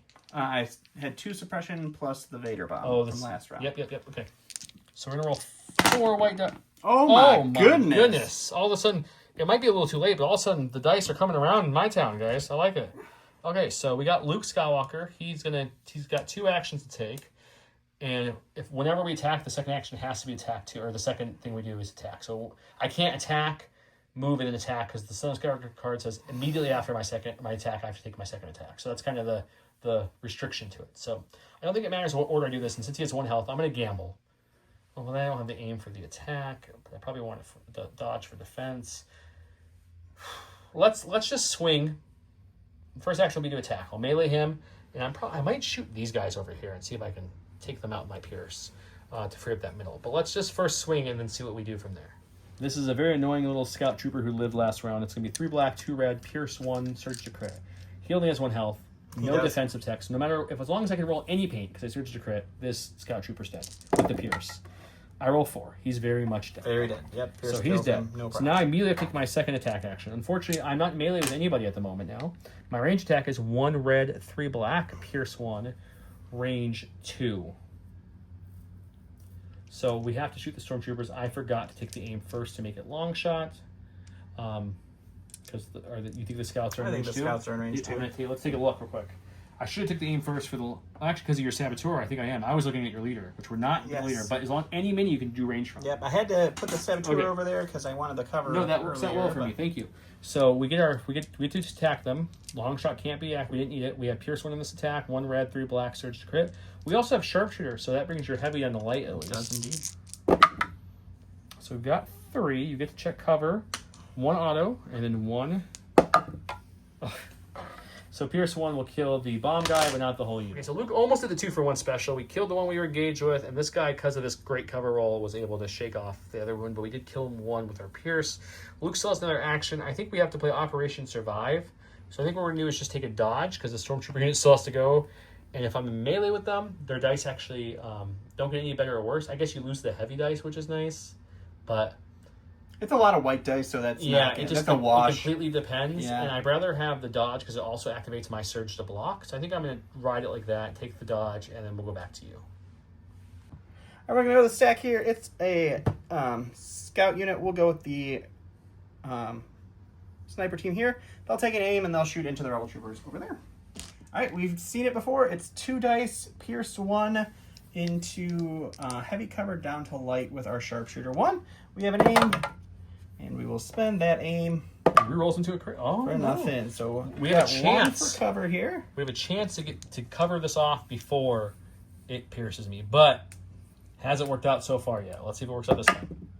No. So I'm not going to roll the defense roll because no matter what, he's going to pierce it, which means 1 more guy goes down, and this rebel trooper unit's going to get another suppression and get thinner and thinner. And panic. Okay, we got a core here. Oh, I forgot at the end of Luke's turn, his Inspire takes that off, and also took the Wookiees off. So that was because of, at the end of Luke's activation, it's Inspire 2 again. Right. Just forgot to remove it off there. So they don't have any suppression, which is perfect. So we can do 2 things. And I have 2 trains of thought on this. I can aim and shoot to try to really kill that last scout trooper. He'll have light cover because he's suppressed, but he won't have heavy cover. Or, might be the smarter thing, is to move and shoot, so that way I can start contesting that middle point and make him have to move somebody. That's true. I think we have to try to score if we're going to come back in this game at all. So let's move him up, move him to there, which will give us a dodge token for agile. Definitely within scoring range now. And I think we keep this other guy kind of back here because he's got big stormtrooper units and stuff that can shoot me there. Not that 2 health is very good. Now we're going to shoot some dice at that scout trooper and hope that we get some hits without an aim. Because he's thinned this unit down so much, it's just 1 black and bigger guy. The DLT is going to add 2 black and a white. But critical 1 is helpful because we don't surge. It is. He has light cover once again. Let's see what he can do. Oh. Well, I like the fact that we roll 2 crits, though. Yeah. The light cover is just immediately going to take that away because of the would low roll, profile. But low profile will get you the auto, which means he has 2, and he needs 2 paint here to survive, which I would say normally probably won't happen, but Don Love tonight's been really high. He does get 1 still, just barely missed it. but it's enough to kill that unit. All right, we're going to the stack. I didn't really want to see Vader at all here, but I guess we're going to go with Vader. He only gets 1 action. He does get a dodge free from the command card. He only gets 1 action this round. I'm going to go ahead and force push to start. So we'll do Force choke. Force choke, I'm sorry. Force choke to start, so we'll do an extra wound to the Wookiees. And then my other action is just going to be to swing into the Wookiees. To try So to they take only them out. have 4 health now, and he has Peirce 3, and I have no way to stop the Peirce. So the only way I survive is if we get another really bad Vader roll. So let's cross our fingers for our Rebel lovers out there that he has a very bad Vader roll. All right, 6 red, Peirce 3, Impact 3. The Peirce 3 finally might do something. It's just going to be 3. So Which is not enough. it is not enough. Because you're going to Peirce no matter what I roll here, but I have 4 health left, so this will keep the unit leader alive with 1 health no matter what I roll. And see, the Duelist wouldn't have helped here because it didn't need the Peirce anyways. But I'll take 3, which kills one wound onto my Battleship Wookiee will kill him, and then 2 on the leader, leaving the leader with 1, which means the Wookiees are still alive after a double activated Vader, and Vader hit him once the round before, which might be the longest I've had a Wookiee unit last against a Vader. That's pretty impressive. I'm just happy the Wookiee's still alive somehow. I don't know how. That mathematically is not, Especially not with Force supposed Choke to and Vader happen. dice. All we have left is this unit here. They're panicked at the moment with only 2, not 4. 2 suppression. We are Indomidable because it's a big unit, so we need 1 paint here for them to be able to go. Oh. Well, that's the way the cookie crumbles, guys. So like I mentioned earlier, what's going to happen now is I will remove my courage value, which is 1, which does de-panic them, but it doesn't matter. They're done for the turn. Yes, you lose both of your actions when you panic, and you don't roll any suppression off there. All right, going to my stack, we're going to get some Stormtroopers. We're going to go with these guys. They're going to take an aim and not shoot into Luke, because he's not going to affect the scoring. We're going to shoot into these Rebel Troopers here and see what we can do. All right, we have 7 whites for our 7 remaining regular Stormtroopers. 4 whites, critical 2 for our heavy. The Rebel Troopers will have heavy cover, because of that barricade. The barricade. And they have a dodge. I have an aim and precise, which we'll finally get to show you. Oh, goodness. Okay. The game, guys, had me think for a second, like, maybe I can come back in this. Yeah. So the critical 1, we're going to use one of those criticals here. Precise, usually when you spend an aim, you roll 2 dice. Precise 1 lets me roll an additional re-roll an additional dice for my aim. So I'll spend the aim to re-roll these 3. That doesn't net us anything. You're going to have 3 for cover. We need a miracle to survive this game. 2's good, 2's which good. is good because we still have a dodge left to get that 3rd hit off. The issue is we need another 2 out of 3 to survive this. And I don't know if I can do that twice, but we're going to dig deep. We're going to say, I am one with the Force, and the Force is with me. I am one with the Force, and the Force is with me. We got it. Woo! I pulled it out of my butt, guys. So this guy will die, leaving them still alive. Believe it or not, they're still kicking somehow. With 1 health, they still have a dodge. He still has other things to shoot at. So the odds of it surviving the whole round is low, but I'm alive, which is huge to me. So we go back to him because I'm out of activations. All right, we get to continue in our stack here. We only have 1 unit of Special Forces left. That's the sniper team, and Always Be Scoring is telling me we need to start moving up here. So we're going to move there, and then we will get all up in this point here. So now that point's tied. No one's getting the points for it currently. But Don still has 1 whole more unit to go, which is going to be just these Stormtroopers here. Mm-hmm. And I'm going to guess it's just going to be a shoot because he needs to keep that point. But if he kills this 1 dude, he'll get it. So let's see if I'm correct. So go to the Stormtroopers. These 2 then are going to be our 2 dead scouts that he killed this round. These Stormtroopers are, yes, going to aim and shoot into the last remaining Rebel Trooper. Okay, he's got a bucket of white dice here. Nope, I got 3 blacks for our missile. HH-12. The HH-12. Your missile. 3, 6, 7. It's a rocket launcher. Rocket launcher. Missile launcher. 7 whites. 8 whites. I'm sorry. He's 8 whites. Done now. 3 blacks with an aim. Precise 1 again. Into the dodge. Heavy cover Rebel Trooper. It's somehow even better than last time. So precise again lets us reroll 3. So I get to reroll 1 black and 2 whites with the aim here. 4 natty crits is a lot, guys. Just another crit. And this is a surge to hit here. Okay, well, we got some cover for 3 only because cover. somehow this dude rolled 5 natural crits, which is bonkers. In case you don't know, there's only 1-sided dice with a crit. 1 of 8. Okay, so let's see. No cover help this time. I will dodge 1 because why wouldn't I? Now we've got a 6-pack, 7-pack to roll 7-pack, for. yeah. I don't know if I have 1 with the forcing can do 7 natural paint on white dice. We're not even going to mantra it because that'd be a waste of the mantra. We do block 4, which is really good, but he dies, which will give him the middle point. So let's go look at that. Okay, scoring wise, he'll get 1 there. He will unfortunately get 2 there. It's getting him to 3. I will get 1 there. So let's give him his 3. 9, 10, 11, 1 away. I'm going to get my 1 up to 3. It's a really good score game, guys. But unfortunately, we have to look at the top, which says whoever has the most units with suppression equal their courage, which, let's see, none there. None there. None at all over on this whole side of the board. But unfortunately, remember those guys who failed their impervious roll? Or not impervious, Indomitable roll? They have 1, which is the courage, which means they'll give him 1 more point, which means he gets a 12, which is a win scenario. So we don't go to rounds 4 or 5 because it is 12 to 3. I'm going to be honest, even if he didn't get that and he was at 11, I'm probably going to call it here based on what's left. But we don't have to call it because it's 12 to 3. That ends the game. The game is over. Empire is the victor. Now, I do want to talk about a couple things. These lovely play a starter game list. This list is under 600 points. It's like 593-ish. I'll have it on the screen at the beginning of the video. So we didn't make it. We just went right with AMG's recommendation there. And Atomic Mass Games. And then the Empire one is what, 70? Yeah, 6 650 something, I think, points wise. Yeah, it's at least 50 to 60 points over the 600. Yeah. So it was almost like a 70 point-ish swing in the two. Yeah, it's 663. 663, which I think worked out to be like 72 point difference between our two or something close to that. Yeah, that's an entire loaded activations worth. Just to give people who are new to the game an idea, a rebel unit, just 4 rebel units with no heavy, is 40. With like a shotgun, it's only 53 even with a certain heavy. That he still has like 20 more points than that on me. So it's a big advantage to start with that. And the Empire has a huge advantage. Which is interesting. And the other thing to talk about too is just the unit construction that we have here. Luke's solid. Wookiees are solid in this format. Rebel Troopers, the big ones, they're okay. The white dice, so they're okay. The Agile is nice. I feel like the big Stormtroopers are a little bit beefier because of the red defense dice. Mm-hmm. But the biggest swing to me, in my mind, is the Commandos versus the Scouts. As you guys saw, the Commandos at range 1, even with their heavy, don't throw as many dice as the Scouts do at even range 2. The Scouts are a much more deadly unit. Yes, I can do range 30, they can only range 2, but in this game, as you saw, besides the snipers, most of the fighting happens within range 2 because that's where the POIs are. You want to get close to them, you want to get in half range. So I think from a unit construction point, that starter has a little bit of an edge because of that lovely range 2 and the Scouts being such a heavy hitter at that range 2 mark. Mm-hmm. Especially if you don't build them as the starter wants. If you just build your own recon list, which we'll make a 101 video about how to construct your own list. You can give them like frag grenades. So now at range 1, on top of them getting their lovely bomb, they can also have a mini that adds a frag grenade, which in this game, it's just like a heavy weapon. One of your units or more are going to pick to add it, and it's 1 red dice. Sorry, just one unit can add it. 1 red dice.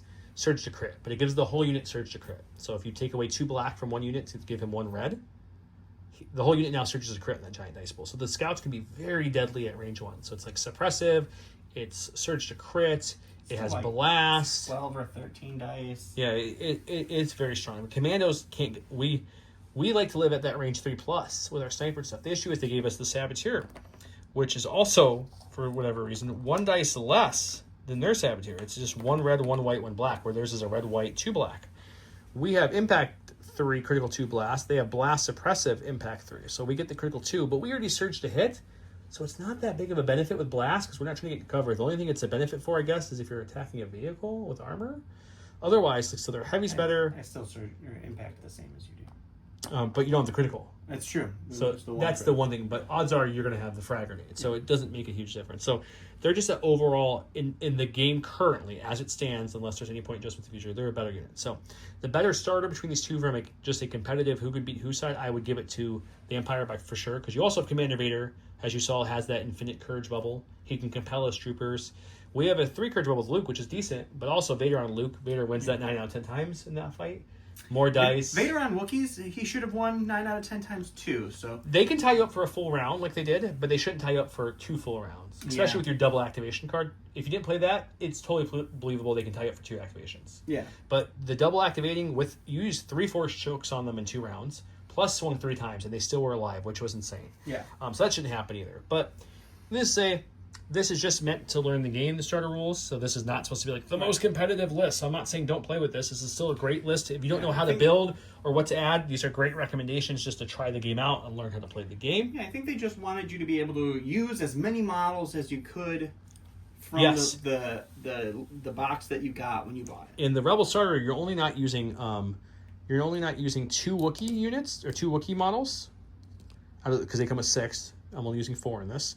And then, of course, each Rebel Trooper comes with both heavies as an option for them. So all the models are in use except for you can't bring 2 heavies on 1 unit. So, like, since the Ion's on this one, obviously I didn't bring that unit's DLT. And since the DLT's on this one, I'm bringing that one Ion. But other than that, almost every unit. So you use everything but 4. I use everything but 2. Yeah, so I think that's the idea. Obviously, when we get the Republic and Separatist one, which comes out a little later, we'll see what their starting game recommendation is, and we'll play that one, of course, too. Yeah. But hope you guys enjoyed this Learn to Play. Obviously, there's many more rules in Legion, way more keywords. There's things like climbing, like I didn't show it on purpose, but for example, if I'm here and I want to go up on that little ledge up there to get some better point, and it's less than range 1, which it is, range 1 or less, I can do a climb action, which reduces my speed to 1, and if I go like this, and if I can get up there, I do. So then I would climb up there, and now I'm up top. What does that do for me? Well, 1, anyone shooting down below me, I'm going to have heavy cover. And 2, I might want to get up there to like escape Vader, for example, or hide a little farther back, or whatever the case may be. But you can only do that to height 1. Height 2, you could not climb unless you have skill, which the Wookiees do. They can climb up to height 2, for example. Some units like Luke has jump, which we didn't get to see, which he can just, when he does his speed 2 action, he can jump. For one of the moves, yeah. For one of his moves. So if he was here, he'd be able to just jump on top of there, which is really nice. But obviously, I'm not going to go over all the rules here, but there's much, much more rules. But this was a great primer to get your toes dipped in the water. Have this video up, watch it before you play. Maybe refer to it when you're playing if you need some help with some things. I think we covered all the basics. Hopefully we didn't mess up anything. I think we were pretty good, though, about not doing that. But yeah, I think this is what we're going to give you guys for Learn to Play. Look for more Legion 101s coming. Plenty more Legion 101s. I'm working on getting some of those too. More in depth. There already is the terrain and cover video out, which talk about how to set up a board, what's a good way to set up a board and build a board, how cover and terrain works on a board, things like that. We didn't really go too deep in it. There was really we didn't get any big area piece or any kind of crazy things. It was very simple terrain. I put a little bit more than it even recommended. I guess it's a 6 or more, so more could be more. But I wanted to at least look a little nicer. Obviously, in a real match, you'd want some more line of sight blocking, maybe in different spots, so that way it was a little easier for your units to move. Also, recon games played on a 3x3, as you can see here, instead of a 6x3. So the battle happens much quicker too in this format than if it was this full table length here. Recon ends up being much more bloody than you would see in and the other big thing with recon has an option of 3 primaries and 3 secondaries only. That's it. And then all 6, no, just 3 advantages too, right? Yep, just 3 advantage. In the full game, you get 6 primaries, 6 secondaries, and 6 advantages to play with. And there's more coming in Q1, they said. They're going to do another pack. So keep that in mind. But if you're new to Legion, thank you so much for watching. Welcome. Hit that subscribe button. Follow us here. If you have questions, please post them in the comments. We will answer your questions to the best of our knowledge.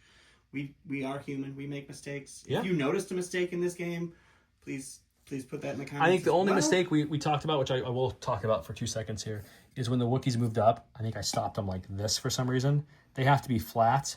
It wouldn't have changed anything. They had plenty of room to get there. That was just me moving them and not really paying enough attention to where he landed. So your regular units have to be flat. They can't like be balancing on something. And when you're on something, you can't overhang with a regular unit like that. You have to be fully on it. If you're notched, which we don't have any notched bases here, like vehicle and stuff, they can overhang. That's fine. But some different rules. But anyways, yeah, I hope you guys enjoyed this video. And I want to do a big shout out to our Patreons. First off, of course, Stan the man, Stan Parks. He is our Senate, which is the highest. We usually do this in the beginning of the video, but since it was Learn to Play, I wanted to save it for the end. Thank them so much. A lot of them are the reason we can do these extra videos like this, like our podcast, which we have a podcast. It's on all the podcast things. We have bonus videos. We also play Marvel Crisis Protocol and Star Wars Shatterpoint and Halo and Flashpoint, so go check those out. We do tons of unboxings. There's a whole playlist of unboxings for all the cool things. But a big shout out to Stan. He's our Senate. He's the highest tier. Our next tier is the Commanders, which we thank them so much as well. So big shout out to all our Commanders. Huge thanks to our Commanders: Paul Jorgensen, Archon Dan, Michael Hume, Tyrell Pohl, Playing with Karma, Papa Heavy, Ethan Mills, Jay Terrell, Nick Hernandez, Dan Bongiorno, Brian Schmidt, Anthony Bingham, Michael Shaw, Anthony Bunomo, Ethan McKinney, Grant Cernier, Grimwar Gamer, Big Woody, Martin, Michael Reiling, Howard Robinson, Django Bet, Nathan Craig, Kevin McCorney, and Kakuja11111. Thank you guys so much. You're the reasons we can do this. And I just want to say for the existing player, the new Luke and Vader models, they look awesome. Fantastic. The new Rebel Trooper models are so much better than the old ones. All the new models are a step above. So these are the newer ones that come in the new starters, and this is a couple of the older ones you're seeing there. So they're much more detailed. Same with the Stormtroopers. This is a new unit. You guys can really, if you want to see better close-ups and all the things, go to our Instagram. We have them all up. That's the older model. And the scouts are great. So the new models look fantastic. Check those out. The starter is an amazing deal. I would definitely recommend it. If you're, where should I start in the game? Pick what faction you want. We have a couple podcast episodes talking about which starter is right for you. We'll listen to that. That might help you determine which starter you want to pick. And then pick your starter and get in it that way. It's the best entry point ever. And if you're like, I want to play Empire for sure, but I want more Stormtroopers and more scouts, it's actually much better if you just buy 2 starters than try to buy, because if you buy just 2 units of Stormtroopers, that's already as much as just the starter at full price, but with the starter you also get 2 more scout troopers, so you'll have an additional Vader model. An additional Vader you could sculpt different or have some fun with. But yeah, so thank you so much to all our Patreons, all the viewers. And then if this is your entry to Legion, if you are watching this and you have never played a Legion game, or this is going to be your first Legion game, please put in the comments what you're excited for, what you're looking forward to. You know, if you've just joined the game, just let us know you're here. Hit the subscribe button. so that you can watch more exciting games while you paint up and learn how to play. It gives you a ton of entries to all of our bonus giveaways and so forth. So we have these awesome alt arts. Comments. Rebel Trooper foil I mentioned. Here's the Commando foil. There's the Ahsoka. We're giving this whole pack of cards out, so make sure you comment below to get you in the win. The keyword was learning is fun, or just something you're excited about Legion in general. It doesn't have to be learning is fun. Until next time, thank you guys so much for watching this Learn to Play. We have much more coming to you. Have a great night.